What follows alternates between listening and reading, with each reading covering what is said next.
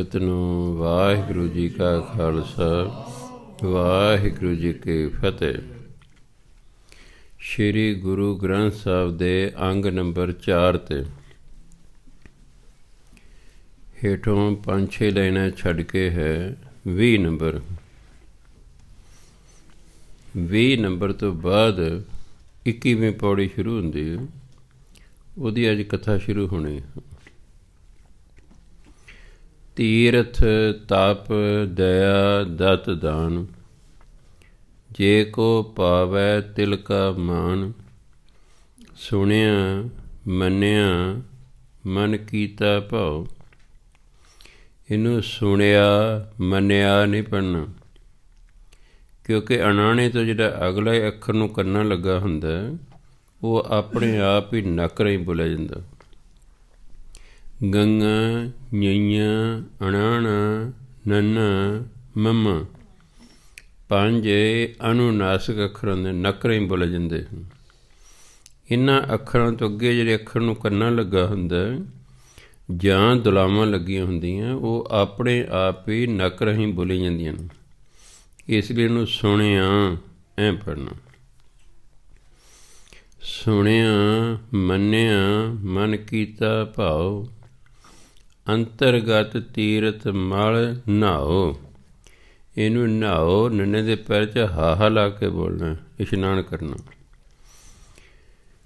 ਜੇ ਨਹਾਓ ਬੋਲੋਗੇ ਉਹ ਤਾਂ ਨਾਮ ਹੋ ਜਾਏਗਾ, ਨਹਾਓ ਇਸ਼ਨਾਨ ਹੋਏਗਾ।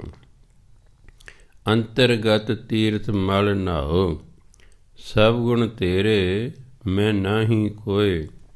ਵਿਨ ਗੁਣ ਕੀਤੇ ਭਗਤ ਨ ਹੋਏ। ਸਵਸਤ ਆਥ ਬਾਣੀ ਬਰਮਾਓ, ਸਤ ਸੁਹਾਨ ਸਦਾ ਮਨ ਚਾਓ। ਕਵਣ ਸੋ ਵੇਲਾ ਵਖਤ ਕਵਣ, ਕਵਣ ਥਿਤ ਕਵਣ ਵਾਰ। ਕਵਣ ਸੈਰੁਤੀ ਮਾਹ ਕਵਣ। ਇਹਨੂੰ ਮਾਹੋ ਨਹੀਂ ਪੜ੍ਹਨਾ। ਹਾਹੇ ਨੂੰ ਕਰਨਾ ਦੱਸਦਾ ਕਿ ਮਾਹ ਹੁੰਦਾ ਮਹੀਨਾ, ਇਹ ਇੱਕੋ ਮਹੀਨਾ ਹੈ, ਇਸ ਲਈ ਹਾਹੇ ਨੂੰ ਔਂਕੜ ਲਾਇਆ। ਜੇ ਹਾਹੇ ਨੂੰ ਨਾ ਔਂਕੜ ਹੁੰਦਾ ਫਿਰ ਮਾਹ ਹੋ ਜਾਣਾ ਸੀ ਮਹੀਨੇ। ਇਹ ਸਿਰਫ ਔਂਕੜ ਉਸਨੂੰ ਇੱਕ ਵਚਨ ਬਣਾਉਣ ਲਈ ਲਾਇਆ ਹੋਇਆ, ਬੋਲਣ ਲਈ ਨਹੀਂ। ਕਵਣ ਸੈਰੁਤੀ ਮਾਹ ਕਵਣ, ਜਿਤ ਹੋਆ ਆਕਾਰ। ਵੇਲ ਨਾ ਪਾਈਆ ਪੰਡਤੀ, ਪੰਡਤੀ ਤਤਨ ਬਿਹਾਰੀ ਬਿੰਦੀ ਪੰਡਤਾ ਨੇ। ਵੇਲ ਨਾ ਪਾਈਆ ਪੰਡਤੀ, ਜੇ ਹੋਵੈ ਲੇਖ ਪੁਰਾਣ। ਵਖਤ ਨਾ ਪਾਇਓ ਕਾਦੀਆਂ, ਆੜੇ ਨੂੰ ਕਰਨਾ ਬਿੰਦੀ। ਵਖਤ ਨਾ ਪਾਇਓ ਕਾਦੀਆਂ, ਜੇ ਲਿਖਨ ਲੇਖ ਕੁਰਾਨ। ਥਿਤ ਵਾਰ ਨਾ ਜੋਗੀ ਜਾਣੇ, ਰੁੱਤ ਮਾਹ ਨਾ ਕੋਈ। ਜਾ ਕਰਤਾ, ਇਹਨੂੰ ਜਾਂ ਕਰਤਾ ਨਹੀਂ ਪੜ੍ਹਨਾ। ਜਾ ਕਰਤਾ ਸਿਰ ਠੀਕ ਹੋ ਸਾਜੇ, ਆਪੇ ਜਾਣੇ ਸੋਈ।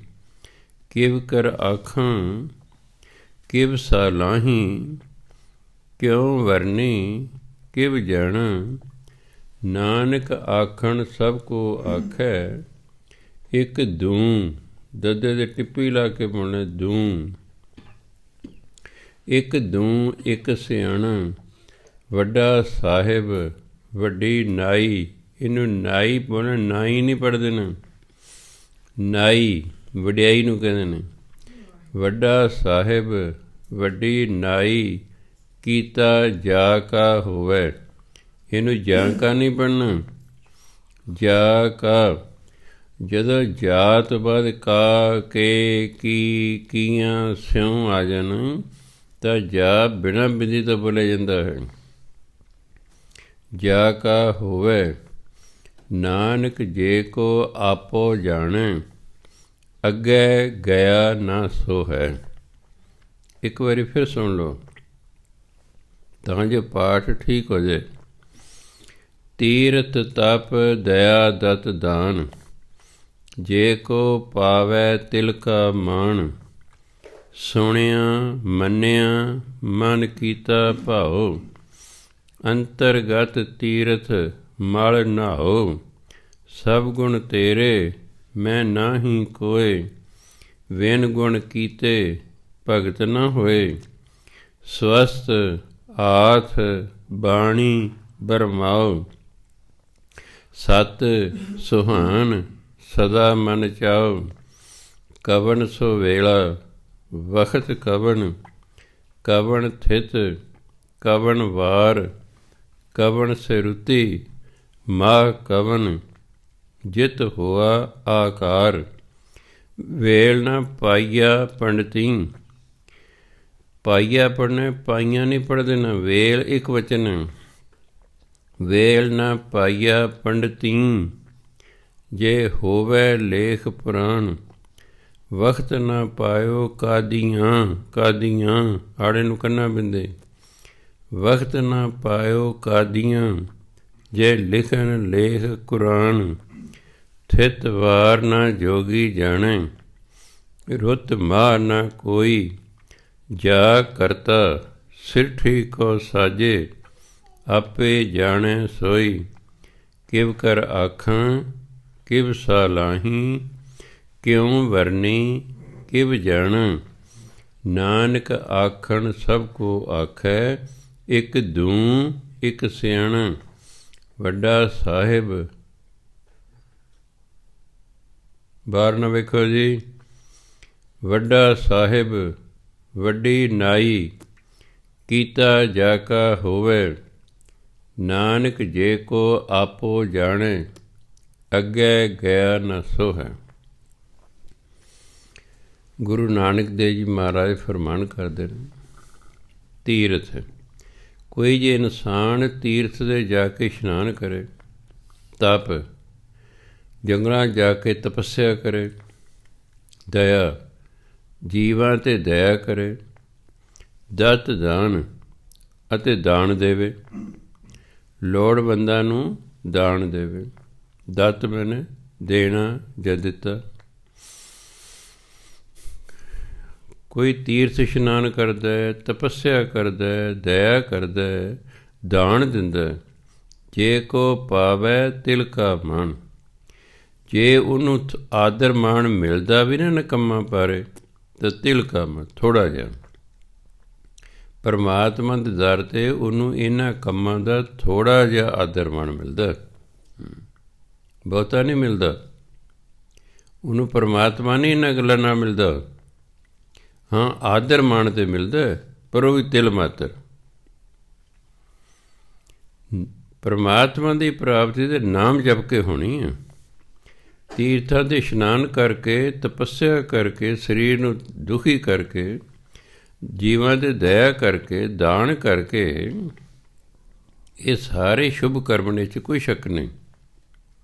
ਪਰ ਇਹਨਾਂ ਦੇ ਬਦਲੇ ਜਿਹੜਾ ਆਦਰ ਮਾਣ ਮਨੁੱਖ ਨੂੰ ਮਿਲਦਾ, ਤਿਲ ਥੋੜ੍ਹਾ ਜਿਹਾ, ਉਹਨੂੰ ਥੋੜ੍ਹਾ ਜਿਹਾ ਆਦਰ ਮਾਣ ਮਿਲਦਾ। ਸੁਣਿਆ ਮੰਨਿਆ ਮਨ ਕੀਤਾ ਭਾਉ, ਜਿਨ੍ਹਾਂ ਨੇ ਪਰਮਾਤਮਾ ਦੇ ਨਾਮ ਨੂੰ ਸੁਣਿਆ, ਮੰਨਿਆ, ਫਿਰ ਉਸ ਨੂੰ ਮੰਨ ਲਿਆ। ਮੰਨ ਲਓ ਤੁਸੀਂ ਸੁਣ ਰਹੇ ਹੋ, ਭਾਈ ਨਾਮ ਜਪਣਾ ਚਾਹੀਦਾ ਹੈ, ਇਹ ਤਾਂ ਸੁਣ ਲਿਆ। ਫਿਰ ਜਪਣਾ ਸ਼ੁਰੂ ਕਰਤਾ, ਇਹ ਮੰਨ ਲਿਆ ਹੈ। ਪਹਿਲਾਂ ਹਮੇਸ਼ਾ ਸੁਣਿਆ ਜਾਂਦਾ ਹੈ, ਫਿਰ ਮੰਨਿਆ ਜਾਂਦਾ ਹੈ। ਪ੍ਰਾਪਤੀ ਮੰਨਣ ਨਾਲ ਹੁੰਦੀ ਹੈ। ਮੰਨਦਾ ਕੌਣ ਹੈ? ਜਿਹੜਾ ਪਹਿਲਾਂ ਸੁਣੇਗਾ। ਮੈਂ ਬਾਣੀ ਸੁਣਦਾ ਹੀ ਨਹੀਂ ਤਾਂ ਉਹਨੂੰ ਮੰਨਾਂਗਾ ਕੀ? ਮੈਨੂੰ ਕੀ ਪਤਾ ਬਾਣੀ 'ਚ ਕੀ ਲਿਖਿਆ ਹੋਇਆ। ਜਾਂ ਤਾਂ ਮੈਂ ਬਾਣੀ ਪੜ੍ਹਾਂ ਜਾਂ ਕਿਸੇ ਤੋਂ ਸੁਣਾ, ਫਿਰ ਹੀ ਪਤਾ ਲੱਗੇਗਾ ਨਾ। ਸੁਣਿਆ, ਜਿਨ੍ਹਾਂ ਨੇ ਪਰਮਾਤਮਾ ਦਾ ਨਾਮ ਸੁਣਿਆ, ਮੰਨਿਆ, ਜਿਨ੍ਹਾਂ ਨੇ ਮੰਨ ਲਿਆ, ਮਨ ਕੀਤਾ ਭਾਉ, ਅਤੇ ਮਨ ਵਿੱਚ ਪਰਮਾਤਮਾ ਨੂੰ ਪਿਆਰ ਕੀਤਾ। ਭਾਉ ਹੁੰਦਾ ਪਿਆਰ, ਬਿਨਾਂ ਕਰਨੇ ਦੇ ਹੁੰਦਾ ਭਾਉ, ਭਾਉ ਹੁੰਦਾ ਡਰ, ਭਾਉ ਮੈਨੇ ਪਿਆਰ। ਜਿਨ੍ਹਾਂ ਨੇ ਪਰਮਾਤਮਾ ਦੇ ਨਾਮ ਨੂੰ ਸੁਣਿਆ, ਪਰਮਾਤਮਾ ਦੇ ਨਾਮ ਨੂੰ ਮੰਨਿਆ, ਮਨ 'ਚ ਨਾਮ ਨੂੰ ਪਿਆਰ ਕੀਤਾ। ਨਾਮ ਨੂੰ ਪਿਆਰ ਕੀਤਾ ਕਿ ਰੱਬ ਨੂੰ ਪਿਆਰ ਕੀਤਾ, ਇੱਕੋ ਗੱਲ ਹੈ। ਨਾਮ ਹੈ ਵਾਹਿਗੁਰੂ, ਮੈਂ ਵਾਹਿਗੁਰੂ ਵਾਹਿਗੁਰੂ ਕਰਨ ਨੂੰ ਪਿਆਰ ਕਰਦਾ, ਸਮਝ ਮੈਂ ਰੱਬ ਨੂੰ ਪਿਆਰ ਕਰ ਰਿਹਾ। ਅੰਤਰਗਤ ਤੀਰਥ, ਇੱਕ ਦੇ ਬਾਹਰਲੇ ਤੀਰਥ ਨੇ, ਇਹ ਤਾਂ ਸਾਰਿਆਂ ਨੂੰ ਪਤਾ ਹੈ। ਇੱਕ ਮਨ ਜਿਹੜਾ ਸਾਡਾ ਉਹ ਵੀ ਤੀਰਥ ਹੈ, ਜਿਹੜਾ ਸਾਡਾ ਮਨ ਹੈ ਨਾ ਉਹ ਵੀ ਤੀਰਥ ਹੈ, ਉਹਨੂੰ ਕਹਿੰਦੇ ਅੰਤਰਗਤ ਤੀਰਥ।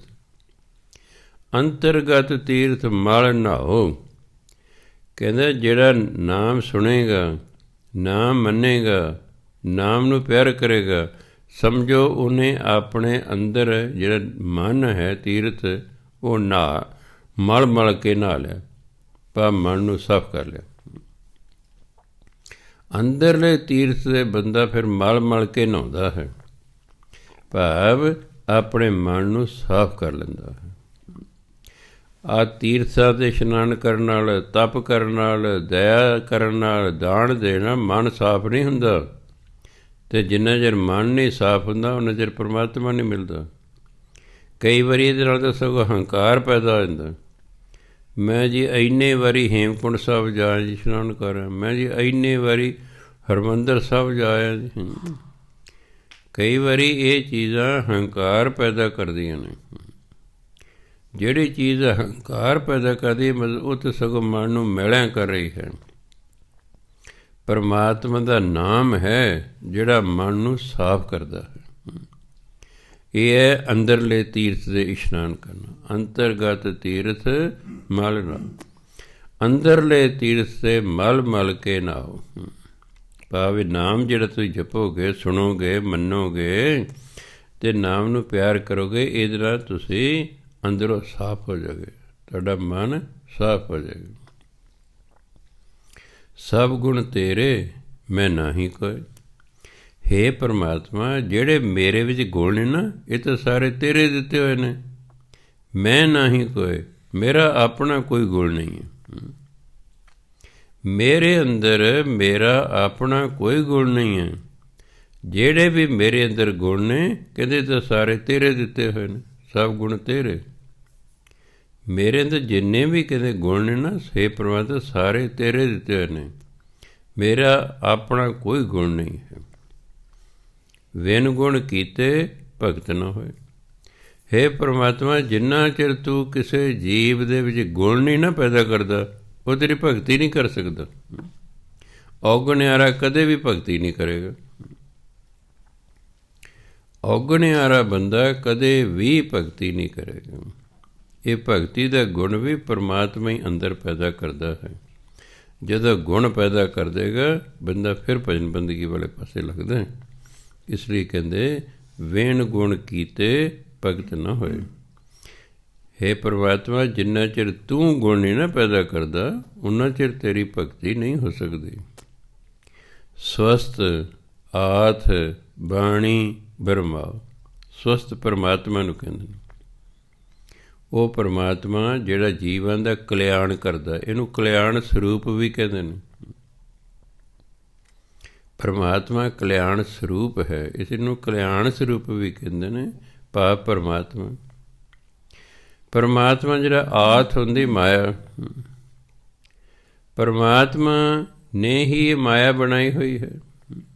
ਇਸ ਲਈ ਪਰਮਾਤਮਾ ਮਾਇਆ ਸਰੂਪ ਹੈ।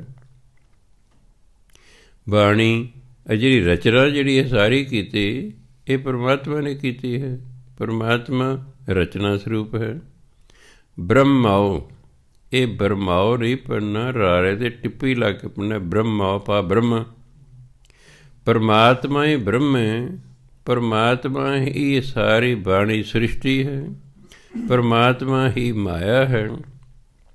ਪਰਮਾਤਮਾ ਹੀ ਕਲਿਆਣ ਸਰੂਪ ਹੈ। ਸਵਸਤ ਕਲਿਆਣ ਸਰੂਪ, ਪਰਮਾਤਮਾ ਕਲਿਆਣ ਸਰੂਪ ਹੈ। ਪਰਮਾਤਮਾ ਮਾਇਆ ਹੈ। ਪਰਮਾਤਮਾ ਹੀ ਇਹ ਸਾਰੀ ਰਚਨਾ ਹੈ ਅਤੇ ਪਰਮਾਤਮਾ ਹੀ ਬ੍ਰਹਮਾ ਹੈ। ਸਤ, ਪਰਮਾਤਮਾ ਸਤ ਹੈ। ਸਤ ਦਾ ਮਤਲਬ ਸਦਾ ਰਹਿਣ ਵਾਲਾ। ਪਰਮਾਤਮਾ ਸਤ ਹੈ। ਸੁਹਾਣ, ਸੁੰਦਰ ਹੈ। ਸੁਹਾਣ ਸੁੰਦਰ ਨੂੰ ਕਹਿੰਦੇ। ਪਰਮਾਤਮਾ ਸਤ ਹੈ, ਸਦਾ ਰਹਿਣ ਵਾਲਾ ਹੈ। ਸੁਹਾਣ ਸੁੰਦਰ ਹੈ। ਸਦਾ ਮਨ ਚਾਓ, ਉਹਦੇ ਮਨ 'ਚ ਸਦਾ ਚਾਅ ਹੈ, ਭਾਵ ਖਿੜਿਆ ਰਹਿੰਦਾ। ਪਰਮਾਤਮਾ ਸਦਾ ਖਿੜਿਆ ਰਹਿੰਦਾ ਹੈ। ਇਸ ਲਈ ਉਹ ਕਹਿੰਦੇ ਆਨੰਦ ਸਰੂਪ। ਪਰਮਾਤਮਾ ਆਨੰਦ ਸਰੂਪ ਹੈ। ਉਹਦੇ ਮਨ 'ਚ ਸਦਾ ਚਾਅ, ਸਦਾ ਖੇੜਾ ਹੈ। ਆਪਾਂ ਤਾਂ ਕਹਿ ਰਹੇ ਹਾਂ ਅੱਜ ਮੇਰਾ ਜੀਅ ਨਹੀਂ ਕਰਦਾ, ਕਿ ਵੀ ਸਾਨੂੰ ਕਿਸੇ ਚੀਜ਼ ਦਾ ਚਾਅ ਸ਼ੌਕ ਨਹੀਂ ਹੁੰਦਾ। ਉਹਦੇ ਅੰਦਰ ਤਾਂ ਹਮੇਸ਼ਾ ਹੀ ਚਾਅ ਹੈ, ਉਹਦੇ ਅੰਦਰ ਹਮੇਸ਼ਾ ਹੀ ਖੇੜਾ ਹੈ। ਕਵਣ ਸੋ ਵੇਲਾ ਵਖਤ ਕਵਣ, ਕਵਣ ਥਿਤ ਕਵਣ ਵਾਰ। ਕਵਣ ਵੇਲਾ, ਉਹ ਵੇਲਾ ਕਿਹੜਾ ਸੀ? ਵਖਤ ਕਵਣ, ਵਖਤ ਮਨੇ ਵਕਤ, ਉਹ ਕਿਹੜਾ ਵਕਤ ਸੀ? ਕਵਣ ਥਿਤ, ਉਹ ਕਿਹੜੀ ਥਿਤ ਸੀ? ਏਕਮ ਸੀ, ਦੂਜ ਸੀ, ਤੀਜ ਸੀ, ਪੰਚਮੀ ਸੀ, ਇਕਾਦਸ਼ੀ ਸੀ। ਉਹ ਕਿਹੜੀ ਥਿਤ ਸੀ? ਕਵਣ ਵਾਰ, ਵਾਰ ਹੁੰਦਾ ਦਿਨ, ਅਤੇ ਉਹ ਕਿਹੜਾ ਦਿਨ ਸੀ? ਆਪਾਂ ਕਹਿੰਦੇ ਸੋਮਵਾਰ, ਸੋਮ ਦਾ ਦਿਨ, ਕਿਹੜਾ ਦਿਨ ਸੀ? ਕਵਣ ਸੇ ਰੁੱਤੀ, ਕਿਹੜੀ ਰੁੱਤ ਸੀ? ਮਾਹ ਕਵਣ, ਮਾਹ ਦਾ ਮਹੀਨਾ, ਕਿਹੜਾ ਮਹੀਨਾ ਸੀ? ਜਿਤ ਹੋਆ ਆਕਾਰ, ਜਦੋਂ ਸ੍ਰਿਸ਼ਟੀ ਬਣੀ। ਜਦੋਂ ਸ੍ਰਿਸ਼ਟੀ ਦਾ ਆਕਾਰ ਬਣਿਆ, ਇਹ ਸ੍ਰਿਸ਼ਟੀ ਬਣੀ, ਕਹਿੰਦੇ ਉਦੋਂ ਕਿਹੜਾ ਵੇਲਾ ਸੀ, ਕਿਹੜਾ ਵਕਤ ਸੀ, ਕਿਹੜੀ ਥਿਤ ਸੀ, ਕਿਹੜਾ ਦਿਨ ਸੀ, ਕਿਹੜੀ ਰੁੱਤ ਸੀ, ਕਿਹੜਾ ਮਹੀਨਾ ਸੀ ਜਦੋਂ ਇਹ ਸਾਰੀ ਸ੍ਰਿਸ਼ਟੀ ਬਣੀ। ਵੇਲ ਨਾ ਪਾਈਆ ਪੰਡਤੀ, ਪੰਡਤੀ ਦਾ ਮਤਲਬ ਪੰਡਤਾਂ ਨੇ, ਬਹੁਵਚਨ ਬਣਾਇਆ ਹੋਇਆ ਬਿੰਦੀ ਲਾ ਕੇ। ਵੇਲ ਮੈਨੇ ਵੇਲਾ, ਵਕਤ। ਵੇਲ ਨਾ ਪਾਈਆ ਪੰਡਤੀ, ਜੇ ਹੋਵੇ ਲੇਖ ਪੁਰਾਣ। ਪੰਡਤਾਂ ਨੂੰ ਵੀ ਉਸ ਸਮੇਂ ਦਾ ਨਹੀਂ ਪਤਾ ਜਦੋਂ ਸ੍ਰਿਸ਼ਟੀ ਬਣੀ। ਜੇ ਪਤਾ ਹੁੰਦਾ ਤਾਂ ਉਹ ਪੁਰਾਣ ਦੇ ਵਿੱਚ ਕੋਈ ਲੇਖ ਲਿਖ ਦਿੰਦੇ। 18 ਪੁਰਾਣ ਲਿਖੇ ਨੇ, ਕਿਸੇ ਪੁਰਾਣ ਦੇ ਵਿੱਚ ਕੋਈ ਲੇਖ ਲਿਖ ਦਿੰਦੇ ਵੀ ਫਲਾਣੇ ਦਿਨ ਫਲਾਣੀ ਤਰੀਕ ਨੂੰ ਸ੍ਰਿਸ਼ਟੀ ਬਣੀ ਸੀ। ਕਹਿੰਦੇ ਸਮੇਂ ਦਾ ਪੰਡਤਾਂ ਨੂੰ ਵੀ ਨਹੀਂ ਪਤਾ, ਨਹੀਂ ਤਾਂ ਪੁਰਾਣ ਲਿਖ ਦਿੰਦੇ। ਵਕਤ ਨਾ ਪਾਇਓ ਕਾਦੀਆਂ, ਕਾਦੀਆਂ ਜਿਹਨੂੰ ਕਹਿੰਦੇ ਕਾਜ਼ੀਆਂ, ਜਿਵੇਂ ਕਾਗਜ਼ ਹੁੰਦਾ, ਗੁਰਬਾਣੀ 'ਚ ਉੱਤੋਂ ਕਾਗਜ਼ ਬਣਾਇਆ ਹੋਇਆ। ਗੁਰਬਾਣੀ ਕਾਗਜ਼ ਤੋਂ ਕੀ ਬਣਾਇਆ? ਕਾਗਜ਼। ਇਸੇ ਤਰ੍ਹਾਂ ਕਾਜ਼ੀਆਂ ਤੋਂ ਕੀ ਬਣ ਗਿਆ? ਕਾਦੀਆਂ। ਵਕਤ ਨਾ ਪਾਇਓ ਕਾਦੀਆਂ, ਵਕਤ ਦਾ ਮਤਲਬ ਵਕਤ, ਟਾਈਮ। ਕਾਜ਼ੀਆਂ ਨੂੰ ਵੀ ਉਸ ਸਮੇਂ ਦਾ ਨਹੀਂ ਪਤਾ ਕਿ ਕਦੋਂ ਇਹ ਸ੍ਰਿਸ਼ਟੀ ਬਣੀ। ਜੇ ਲਿਖਣ ਲੇਖ ਕੁਰਾਨ, ਨਹੀਂ ਤਾਂ ਕੁਰਾਨ 'ਚ ਕੋਈ ਲੇਖ ਲਿਖ ਦਿੰਦੇ, ਇਹਦੇ ਬਾਰੇ ਕੋਈ ਲੇਖ ਲਿਖ ਦਿੰਦੇ, ਜੇ ਪਤਾ ਹੁੰਦਾ ਉਹਨਾਂ ਨੂੰ ਵੀ ਕਦੋਂ ਇਹ ਸ੍ਰਿਸ਼ਟੀ ਬਣੀ। ਥਿਤ ਵਾਰ ਨਾ ਜੋਗੀ ਜਾਣੇ, ਜੋ ਕਿਸੇ ਵੀ ਜੋਗੀ ਨੂੰ ਇਹ ਨਹੀਂ ਪਤਾ ਕਿ ਕਿਹੜੀ ਤਰੀਕ ਨੂੰ ਕਿਹੜੇ ਦਿਨ ਸ੍ਰਿਸ਼ਟੀ ਬਣੀ। ਰੁੱਤ ਮਾਹ ਨਾ ਕੋਈ, ਨਾ ਉਹਨੂੰ ਰੁੱਤ ਦਾ ਪਤਾ, ਨਾ ਕੋਈ ਨੂੰ ਮਹੀਨੇ ਦਾ ਪਤਾ। ਮਾਹ ਮੈਨੇ ਮਹੀਨਾ। ਜੋਗੀਆਂ ਨੂੰ ਵੀ ਥਿਤ ਦਾ, ਵਾਰ ਦਾ, ਰੁੱਤ ਦਾ, ਮਹੀਨੇ ਦਾ ਕੋਈ ਪਤਾ ਨਹੀਂ ਕਿ ਇਹ ਆਕਾਰ, ਸ੍ਰਿਸ਼ਟੀ ਦਾ ਆਕਾਰ ਕਦੋਂ ਬਣਿਆ। ਅਤੇ ਗੁਰੂ ਮਹਾਰਾਜ ਕਹਿੰਦੇ ਜਾ ਕਰਤਾ, ਜਾ ਮੈਨੇ ਜਿਹੜਾ, ਜਾ ਕਰਤਾ ਸ੍ਰਿਸ਼ਟੀ ਕੋ ਸਾਜੇ। ਕਈ ਪਾਠੀ ਸ੍ਰਿਸ਼ਟੀ ਪੜ੍ਹ ਦਿੰਦੇ ਨੇ, ਜਾ ਕਰਤਾ ਸ੍ਰਿਸ਼ਟੀ ਕੋ ਸਾਜੇ। ਉਹ ਖਿਆਲ ਹੀ ਰੱਖਦੇ ਵੀ ਤਾਂ ਸੱਸਣ ਸਹਿਰੀ ਰਾਰ ਠਠਣ ਵੇਰੀ ਸ੍ਰਿਸ਼ਟੀ।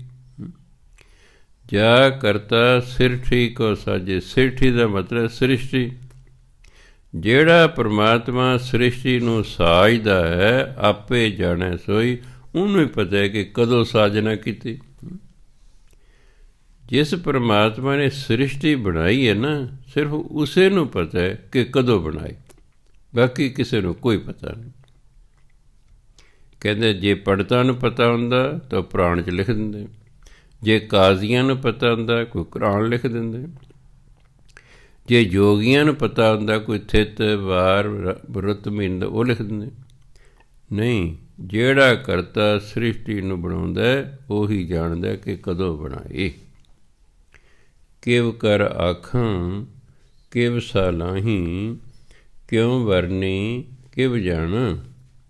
ਨਾਨਕ ਆਖਣ ਸਭ ਕੋ ਆਖੈ, ਇੱਕ ਦੂੰ ਇੱਕ ਸਿਆਣ। ਕਿਵ ਕਰ ਆਖਾਂ, ਹੇ ਪਰਮਾਤਮਾ ਮੈਂ ਤੇਰੇ ਬਾਰੇ ਕਿਵੇਂ ਆਖਾਂ। ਕਿਵ ਸਲਾਹੀ, ਤੇਰੀ ਕਿਸ ਤਰ੍ਹਾਂ ਸਿਫਤ ਸਲਾਹ ਕਰਾਂ, ਕਿਉਂ ਵਰਨੇ, ਕਿਸ ਤਰ੍ਹਾਂ ਤੇਰਾ ਵਰਣਨ ਕਰਾਂ, ਕਿਵ ਜਾਣਾ, ਕਿਵੇਂ ਮੈਂ ਤੈਨੂੰ ਜਾਣ ਲਵਾਂ। ਨਾਨਕ ਆਖਣ ਸਭ ਕੋ ਆਖ, ਆਖਣ ਨੂੰ ਤਾਂ ਹਰ ਕੀ ਕਹਿੰਦਾ, ਇੱਕ ਦੂੰ ਇੱਕ ਸਿਆਣ, ਦੂੰ ਮੈਨੇ ਤੂੰ, ਇੱਕ ਤੋਂ ਇੱਕ ਆਪਣੇ ਆਪ ਨੂੰ ਸਿਆਣਾ ਸਮਝਦਾ ਅਤੇ ਤੇਰੇ ਬਾਰੇ ਕੁਝ ਕਹਿੰਦਾ ਹੈ, ਪਰ ਉਹ ਆਖ ਨਹੀਂ ਸਕਦਾ ਕਿਉਂਕਿ ਤੂੰ ਬੇਅੰਤ ਹੈ। ਹਰ ਇੱਕ ਬੰਦਾ ਦੂਜੇ ਤੋਂ ਆਪਣੇ ਆਪ ਨੂੰ ਸਿਆਣਾ ਸਮਝ ਕੇ ਹਰ ਇੱਕ ਤੇਰੇ ਬਾਰੇ ਕੁਝ ਨਾ ਕੁਝ ਕਹਿ ਰਿਹਾ ਹੈ, ਪਰ ਉਹ ਕਹਿ ਨਹੀਂ ਸਕਦਾ ਕਿਉਂਕਿ ਤੇਰਾ ਵਰਣਨ ਹੀ ਨਹੀਂ ਕੀਤਾ ਜਾ ਸਕਦਾ, ਤੇਰੀ ਸਾਰੀ ਸਿਫਤ ਸਲਾਹ ਹੀ ਨਹੀਂ ਕੀਤੀ ਜਾ ਸਕਦੀ, ਤੈਨੂੰ ਸਾਰੇ ਨੂੰ ਜਾਣਿਆ ਹੀ ਨਹੀਂ ਜਾ ਸਕਦਾ। ਦੇਖੀਏ ਗੁਰੂ ਮਹਾਰਾਜ ਕਹਿੰਦੇ ਵੱਡਾ ਸਾਹਿਬ ਵੱਡੀ ਨਾਈ, ਪੂਰਾ ਸ਼ਬਦ ਗੁਰਬਾਣੀ 'ਚ ਲਿਖਿਆ ਅਸਨਾਈ, ਉਹਨੂੰ ਉਚਾਰਨ ਹੈ ਅਸ਼ਨਾਈ, ਲਿਖਿਆ ਅਸਨਾਈ, ਫਾਰਸੀ 'ਚ ਉਹਦਾ ਉਚਾਰਨ ਅਸ਼ਨਾਈ। ਅਸ਼ਨਾਈ ਤੋਂ ਛੋਟਾ ਲਿਖਿਆ ਗੁਰਬਾਣੀ ਸਨਾਈ, ਉਹਦਾ ਛੋਟਾ ਲਿਖਿਆ ਨਾਈ। ਜਿਵੇਂ ਗੁਰਬਾਣੀ ਲਿਖਿਆ ਅਸਨੇ, ਉਦੋਂ ਛੋਟਾ ਸਨੇ, ਉਦੋਂ ਛੋਟਾ ਨੇ, ਤਿੰਨ ਦਾ ਅਰਥ ਇੱਕੋ ਹੀ ਹੈ। ਅਸਨੇ, ਸਨੇ, ਨੇ, ਤਿੰਨਾਂ ਦਾ ਅਰਥ ਪਿਆਰਾ ਹੈ। ਇਸੇ ਤਰ੍ਹਾਂ ਹੀ ਅਸ਼ਨਾਈ, ਸਨਾਈ, ਨਾਈ, ਤਿੰਨਾਂ ਦਾ ਅਰਥ ਇੱਕੋ ਹੈ, ਵਡਿਆਈ। ਕਿਉਂਕਿ ਵੱਡਾ ਸਾਹਿਬ, ਧਿਆਨ ਦੇਣਾ, ਸਾਹਿਬ ਬੱਬੇ ਨੂੰ ਔਂਕੜ ਲੱਗਾ, ਸਾਹਿਬ ਪੁਲਿੰਗ ਹੈ, ਇਹਦੇ ਅੱਗੇ ਵੱਡਾ ਲੱਗਿਆ, ਇਸ ਲਈ ਵੱਡੀ ਸਾਹਿਬ ਨਹੀਂ ਲਿਖਿਆ, ਵੱਡੀ ਸਾਹਿਬ ਨਹੀਂ ਲਿਖਿਆ। ਆਪਾਂ ਨਹੀਂ ਕਹਿੰਦੇ ਵੱਡੀ ਲੜਕਾ, ਇਹ ਨਹੀਂ ਕਹਿੰਦੇ, ਵੱਡੀ ਲੜਕੀ, ਵੱਡਾ ਲੜਕਾ ਕਰਨੀ। ਸਾਹਿਬ ਵੱਡਾ ਹੈ, ਸਾਹਿਬ ਪੁਲਿੰਗ ਹੈ, ਇਸ ਲਈ ਉਹਦੇ ਅੱਗੇ ਵੱਡਾ ਲੱਗਾ। ਨਾਈ ਵਡਿਆਈ, ਇਸਤਰੀ ਲਿੰਗ ਹੈ, ਇਸ ਲਈ ਉਹਦੇ ਅੱਗੇ ਵੱਡੀ ਲੱਗਾ। ਵੱਡਾ ਸਾਹਿਬ ਹੈ, ਉਹਦੀ ਵਡਿਆਈ ਵੀ ਵੱਡੀ ਹੈ। ਕੀਤਾ ਜਾ ਕਾ ਹੋਵੇ, ਉਹਦਾ ਕੀਤਾ ਹੋਇਆ ਹੀ ਹੁੰਦਾ, ਉਹ ਜੋ ਕਰਦਾ ਉਹ ਹੋ ਜਾਂਦਾ। ਅਸੀਂ ਜੋ ਕਰਦੇ ਹਾਂ ਕਈ ਵਾਰੀ ਹੁੰਦਾ ਨਹੀਂ ਸਾਡੇ ਤੋਂ, ਅਸੀਂ ਬੜਾ ਕੁਛ ਕਰਨਾ ਚਾਹੁੰਦੇ ਹਾਂ ਪਰ ਸਾਡੇ ਤੋਂ ਨਹੀਂ ਹੁੰਦਾ, ਉਹਦਾ ਕੀਤਾ ਹੀ ਹੁੰਦਾ। ਜੋ ਪਰਮਾਤਮਾ ਕਰਦਾ ਉਹੀ ਹੁੰਦਾ ਹੈ। ਸਾਨੂੰ ਤਾਂ ਕਈ ਵਾਰੀ ਚੇਤਾ ਵੀ ਨਹੀਂ ਹੁੰਦਾ ਵੀ ਪਰਮਾਤਮਾ ਨੇ ਕੀ ਕਰ ਦੇਣਾ ਹੈ। ਹੁਣ ਦੇਖੋ ਚੱਲ ਰਿਹਾ ਧਰਨਾ, ਕਿਸੇ ਨੂੰ ਕੋਈ ਪਤਾ ਨਹੀਂ ਕੀ ਨਤੀਜਾ ਨਿਕਲੇਗਾ, ਤੁਸੀਂ ਪਤਾ, ਪਰਮਾਤਮਾ ਨਹੀਂ ਪਤਾ ਕੀ ਨਿਕਲੇਗਾ, ਚੰਗਾ ਨਿਕਲੇਗਾ ਮੰਦਾ ਨਿਕਲੇਗਾ, ਇਹ ਸਿਰਫ ਪਰਮਾਤਮਾ ਨੂੰ ਪਤਾ। ਉਹ ਕਹਿੰਦੇ ਸਾਡੇ ਹੱਕ ਇੱਥੇ ਰੱਖ, ਉਹ ਕਹਿੰਦੇ ਅਸੀਂ ਤੁਹਾਡੇ ਹੱਕ ਕੋਈ ਨਹੀਂ ਰੱਖਣੇ। ਹੋ ਗਿਆ ਨਾ ਬਸ ਖੜਾ। ਉਹ ਕਹਿੰਦੇ ਨੇ ਇਹ ਕਾਨੂੰਨ ਰੱਦ ਕਰੋ, ਉਹ ਕਹਿੰਦੇ ਅਸੀਂ ਨਹੀਂ ਕਰਨੇ। ਹੁਣ ਕੀ ਨਤੀਜਾ ਨਿਕਲੇਗਾ ਇਹ ਸਿਰਫ ਅਤੇ ਸਿਰਫ ਪਰਮਾਤਮਾ ਨੂੰ ਪਤਾ, ਨਾ ਸਰਕਾਰ ਨੂੰ ਪਤਾ, ਨਾ ਲੋਕਾਂ ਨੂੰ ਪਤਾ। ਇਸ ਲਈ ਕੀਤਾ ਜਾ ਕਾ ਹੋਵੇ, ਪਾਪ ਪਰਮਾਤਮਾ ਦਾ ਹੀ ਕੀਤਾ ਹੁੰਦਾ ਹੈ, ਉਸੇ ਦਾ ਹੀ ਕੀਤਾ ਹੁੰਦਾ ਹੈ। ਉਹ ਵੱਡਾ ਸਾਹਿਬ ਹੈ, ਉਹਦੀ ਵੱਡੀ ਵਡਿਆਈ ਹੈ, ਉਹਦਾ ਕੀਤਾ ਹੋਇਆ ਹੀ ਹੁੰਦਾ ਹੈ ਜੋ ਹੁੰਦਾ। ਨਾਨਕ ਜੇ ਕੋ ਆਪੋ ਜਾਣੇ, ਆਪੋ ਬਣੇ ਆਪਣੇ ਆਪ ਨੂੰ।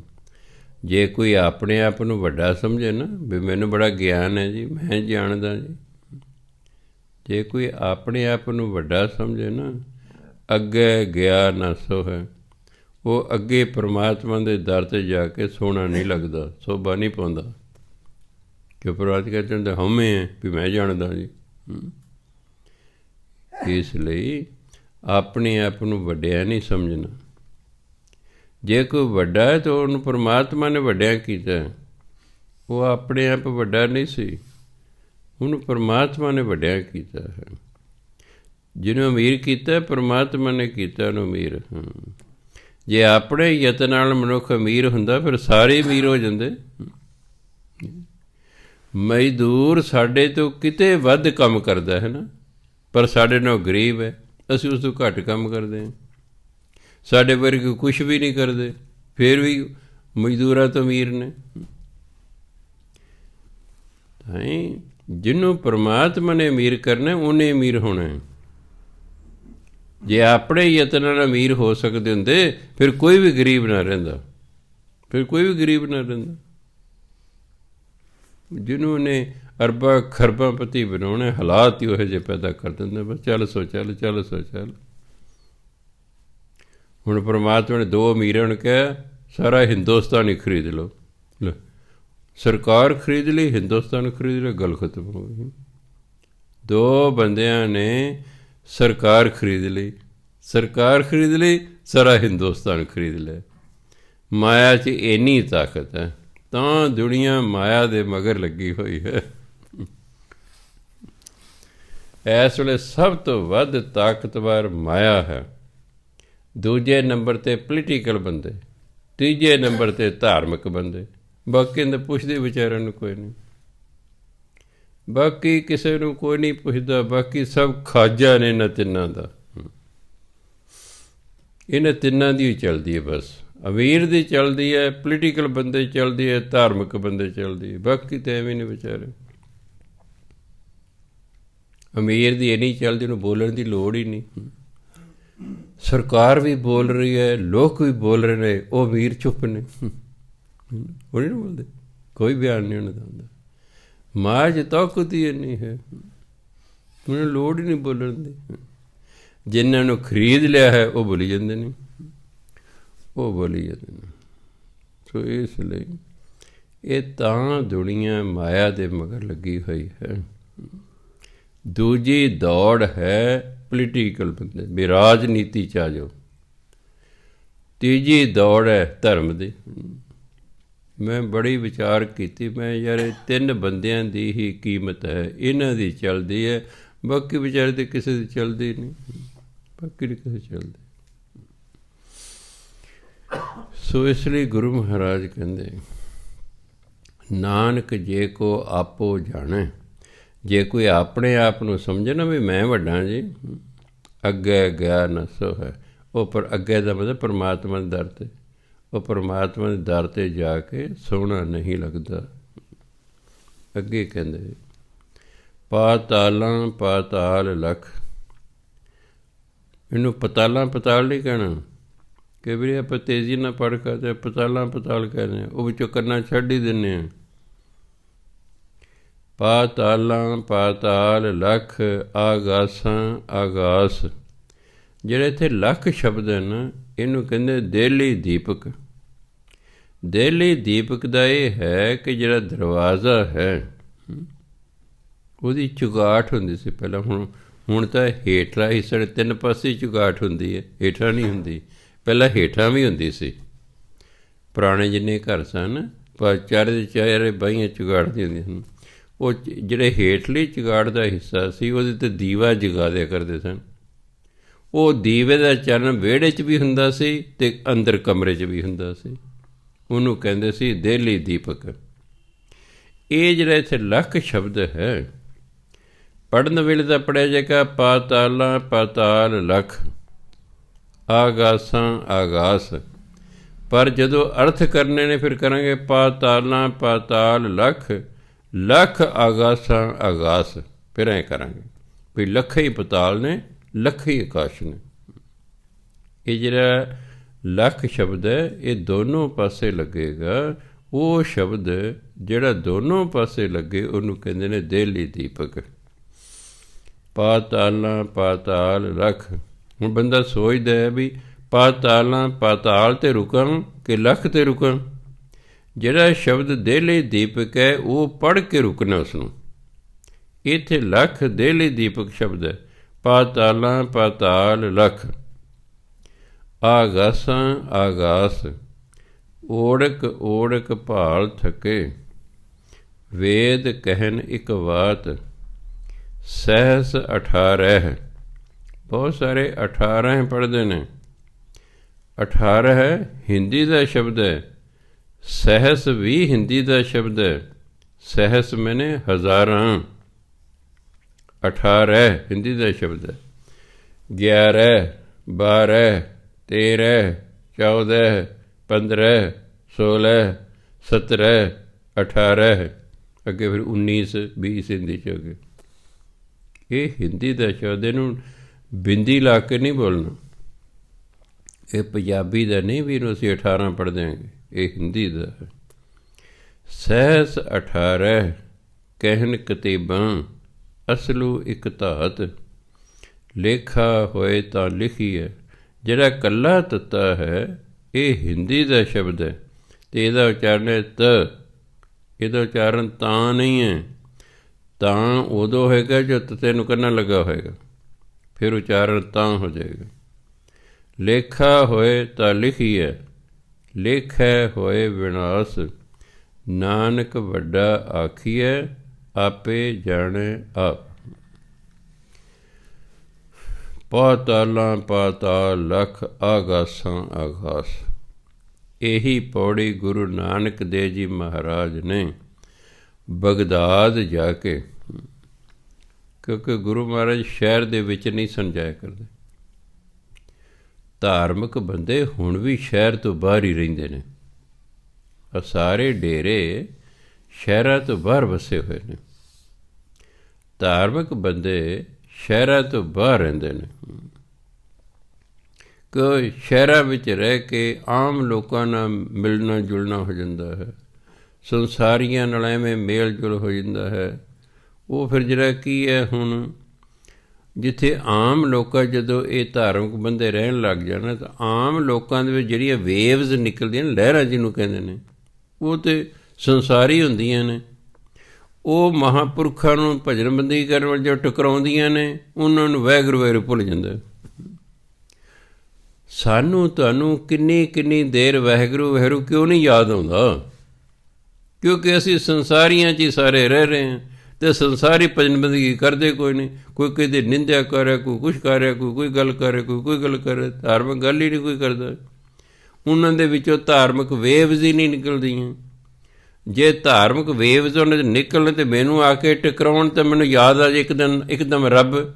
ਉਹ ਵੇਵਜ਼ ਅਤੇ ਦੂਜੀਆਂ ਟਕਰਾਓ ਰੱਬ ਹੀ ਭੁਲਾ ਦਿੰਦੀਆਂ ਨੇ।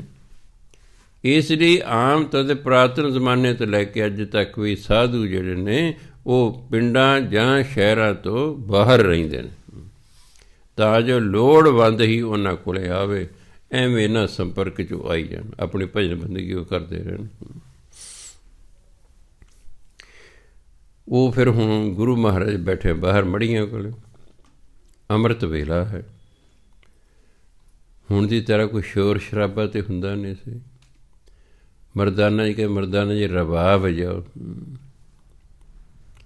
ਜਦੋਂ ਗੁਰੂ ਮਹਾਰਾਜ ਦੀ ਇੱਕ ਤਾਂ ਆਵਾਜ਼ ਬੜੀ ਸੁੰਦਰ ਸੀ, ਨਾ ਰਬਾਬੀ ਮਰਦਾਨਾ ਸੀ, ਆਵਾਜ਼ ਵੀ ਬਹੁਤ ਉੱਚੀ ਸੀ। ਦਸਮ ਪਾਤਸ਼ਾਹ ਦੀ ਤਾਂ ਆਵਾਜ਼ ਬਹੁਤ ਹੀ ਉੱਚੀ ਸੀ। ਉਹਦੇ ਤੋਂ ਸਬੂਤ ਮਿਲਦਾ ਹੈ ਕਿ ਜਦੋਂ ਉਹਨਾਂ ਨੇ 5 ਸਿਰਾਂ ਦੀ ਮੰਗ ਕੀਤੀ, ਇਤਿਹਾਸ ਦੇ ਵਿੱਚ ਕਿਤਾਬਾਂ 'ਚ ਲਿਖਿਆ, ਕੋਈ ਕਹਿੰਦਾ 60,000 ਸੀ ਇਕੱਠ, ਕੋਈ ਕਹਿੰਦਾ 80,000 ਦਾ ਇਕੱਠ ਸੀ। ਚਲੋ 60,000 ਹੀ ਮੰਨ ਲਓ। ਆਹ 10 ਬੰਦਿਆਂ 20-25 ਬੈਠੇ ਹੋ ਤੁਸੀਂ, ਤੁਹਾਨੂੰ ਸੁਣਾਉਣ ਲਈ ਮੈਂ ਸਪੀਕਰ ਲਾਇਆ। ਉਹ ਤਾਂ ਸਪੀਕਰ ਹੀ ਨਹੀਂ ਸੀ ਦਸਮ ਪਾਤਸ਼ਾਹ ਵੇਲੇ ਤਾਂ, ਆਪ ਹੀ ਨਹੀਂ ਪਤਾ ਇਹਨਾਂ ਗੱਲਾਂ ਦਾ। ਤਾਂ 60,000 ਬੰਦੇ ਨੂੰ ਆਪਣੀ ਗੱਲ ਸੁਣਾਉਣੀ, ਇਹਦੇ ਵਿੱਚ ਬਹੁਤ ਉੱਚੀ ਆਵਾਜ਼ ਹੋਵੇਗੀ।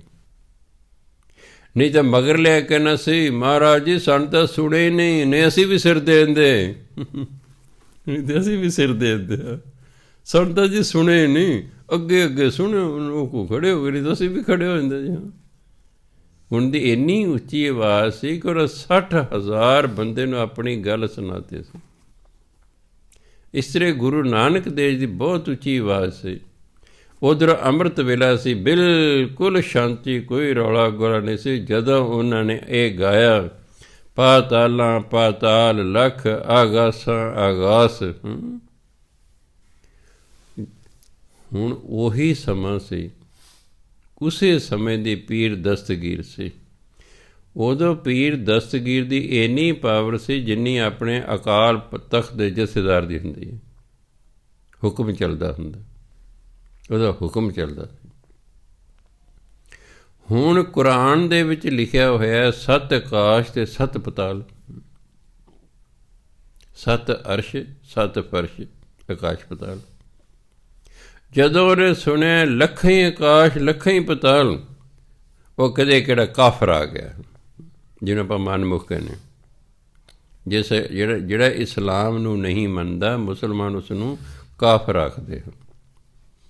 ਕਹਿੰਦੇ ਇਹ ਕਿਹੜਾ ਕਾਫਰ ਆ ਗਿਆ, ਇਹ ਕੁਫਰ ਤੋਲ ਰਿਹਾ, ਝੂਠ ਬੋਲਦਾ। ਝੂਠ ਨੂੰ ਫਾਰਸੀ ਕੁਫਰ ਕਹਿੰਦੇ ਨੇ। ਇਹ ਕੁਫਰ ਤੋਲ ਰਿਹਾ, ਇਹ ਝੂਠ ਬੋਲ ਰਿਹਾ ਹੈ। ਕੁਰਾਨ 'ਚ ਲਿਆ 7 ਆਕਾਸ਼ 7 ਪਤਾਲ, ਕਿ ਲੱਖਾਂ ਆਕਾਸ਼ ਨੇ ਲੱਖਾਂ ਹੀ ਪਤਾਲ ਨੇ। ਜਿਹੜੇ ਕੋਲ ਚੇਲੇ ਬਾਲ ਕੇ ਉਸ ਵੇਲੇ ਸਨ ਆਏ ਹੋਏ, ਉਹਨਾਂ ਨੂੰ ਕਹਿੰਦੇ ਪੱਥਰ ਲੈ ਲਓ, ਪੱਥਰ ਮਾਰ ਮਾਰ ਕੇ ਇਸ ਨੂੰ ਮਾਰ ਦਿਓ। ਉਹ ਤਾਂ ਯਾ ਅਲੀ ਕਰਦੇ ਆ ਰਹੇ ਨੇ। ਕਿਉਂ? ਹੁਕਮ ਹੋ ਗਿਆ ਹੈ। ਮਰਦਾਨਾ ਜੀ ਕਹਿੰਦੇ ਬਾਬਾ ਜੀ ਖੈਰ ਨਹੀਂ ਹੈ। ਕਹਿੰਦੇ ਕੋਈ ਨਹੀਂ ਮਰਦਾਨੇ, ਦੇਖ ਮਰਦਾਨੇ ਰੰਗ ਕਰਤਾਰ ਦੇ ਆਉਣ ਦੇ। ਜਦੋਂ ਨੇੜੇ ਆਏ ਨਾ, ਪੱਥਰ ਐ ਲੱਗੇ ਮਾਰਨ, ਉੱਪਰ ਹੱਥ ਕੀਤਾ ਪੱਥਰ। ਗੁਰੂ ਨਾਨਕ ਜੀ ਉਹਨਾਂ ਦਾ ਨਿਗਾਹ ਭਰ ਕੇ ਤੱਕਿਆ, ਉੱਥੇ ਹੀ ਬੁੱਤ ਬਣਾ ਕੇ ਖੜੇ ਕਰਦੇ। ਨਾ ਹਿਲਦੇ ਨੇ, ਨਾ ਬੈਠ ਸਕਦੇ ਨੇ, ਨਾ ਬੋਲ ਸਕਦੇ ਨੇ, ਉੱਥੇ ਹੀ ਖੜੇ ਕਰਦੇ। ਬਹੁਤ ਦੇਰ ਐ ਰਹੇ। ਉਹ ਦਸਤਗੀਰ ਸੋਚਦਾ ਵੀ ਆਏ ਨਹੀਂ ਮੁੜ ਕੇ, ਵੀ ਬੜੀ ਦੇਰ ਹੋ ਗਈ। ਜੇ ਮਾਰ ਹੁੰਦੇ ਤਾਂ ਵੀ ਯਾ ਅਲੀ ਕਰਦੇ, ਆਪਾਂ ਬੋਲੇ ਸੋ ਨਿਹਾਲ ਸਤਿ ਸ੍ਰੀ ਅਕਾਲ, ਵੀ ਆਏ ਨਹੀਂ ਹੈਗੇ। ਹੋਰ ਇੱਕ ਭੇਜਿਆ ਪਤਾ ਕਰ ਜਾ ਕੇ। ਉਹਨੇ ਜਾ ਕੇ ਕਿਹਾ ਜੀ ਉਹ ਤਾਂ ਕੋਈ ਬੜਾ ਵੱਡਾ ਵਲੀ ਫਕੀਰ ਹੈ, ਉਹਨੇ ਤਾਂ ਸਾਰਿਆਂ ਨੂੰ ਬੁੱਤ ਬਣਾ ਕੇ ਖੜੇ ਕਰਤਾ। ਫਿਰ ਦਸਤਗੀਰ ਆਇਆ ਅਤੇ ਫਿਰ ਗੁਰੂ ਨਾਨਕ ਦੇਵ ਨੇ ਵਿਚਾਰ ਕੀਤੀ ਅਤੇ ਫਿਰ ਉਹਨੂੰ ਸਮਝਾਇਆ ਕਿ ਜਿਹੜੇ ਤੁਹਾਡੇ ਮੁਹੰਮਦ ਸਾਹਿਬ ਨੇ, ਹੁਣ ਅੱਲਾ ਨੇ ਉਹਨਾਂ ਨੂੰ 7 ਆਕਾਸ਼ ਅਤੇ 7 ਪਤਾਲ ਵਿਖਾਏ, ਇਸ ਲਈ ਉਹਨਾਂ 7 ਆਕਾਸ਼ ਅਤੇ 7 ਪਤਾਲ ਲਿਖਤੇ।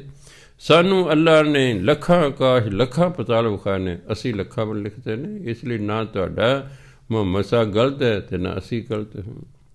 ਇਸ ਲਈ ਪਾਤਾਲਾਂ ਪਾਤਾਲ ਲੱਖ, ਆਗਾਸਾਂ ਆਗਾਸ, ਲੱਖਾਂ ਹੀ ਪਤਾਲ ਨੇ, ਲੱਖਾਂ ਹੀ ਆਕਾਸ਼ ਨੇ।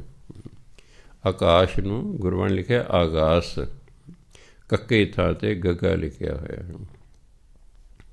ਓੜਕ ਹੁੰਦਾ ਅੰਤ, ਵੀ ਕਿੱਥੇ ਜਾ ਕੇ ਮੁੱਕਦੇ ਨੇ। ਕਈ ਵਾਰੀ ਚੀਜ਼ ਦਾ ਅੰਤ ਹੁੰਦਾ। ਓੜਕ ਭਾਲ ਥੱਕੇ ਵੇਦ ਕਹਿਣ ਇੱਕ ਬਾਤ, ਬਾਤ ਹੁੰਦਾ ਗੱਲ।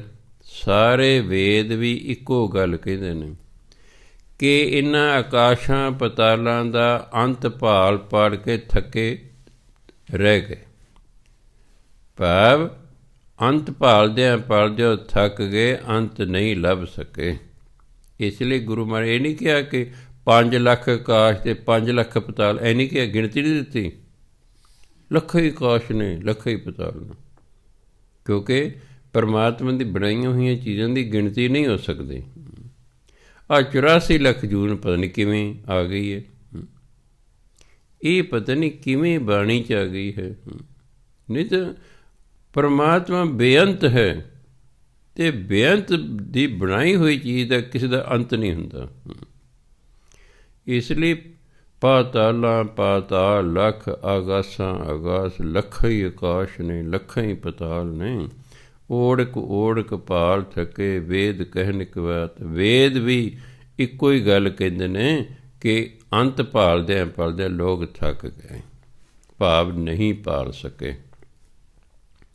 ਸਹਿਸ 18 ਕਹਿਣ ਕਤੇਬਾਂ, ਅਸਲੂ ਇੱਕ ਤਾਤ।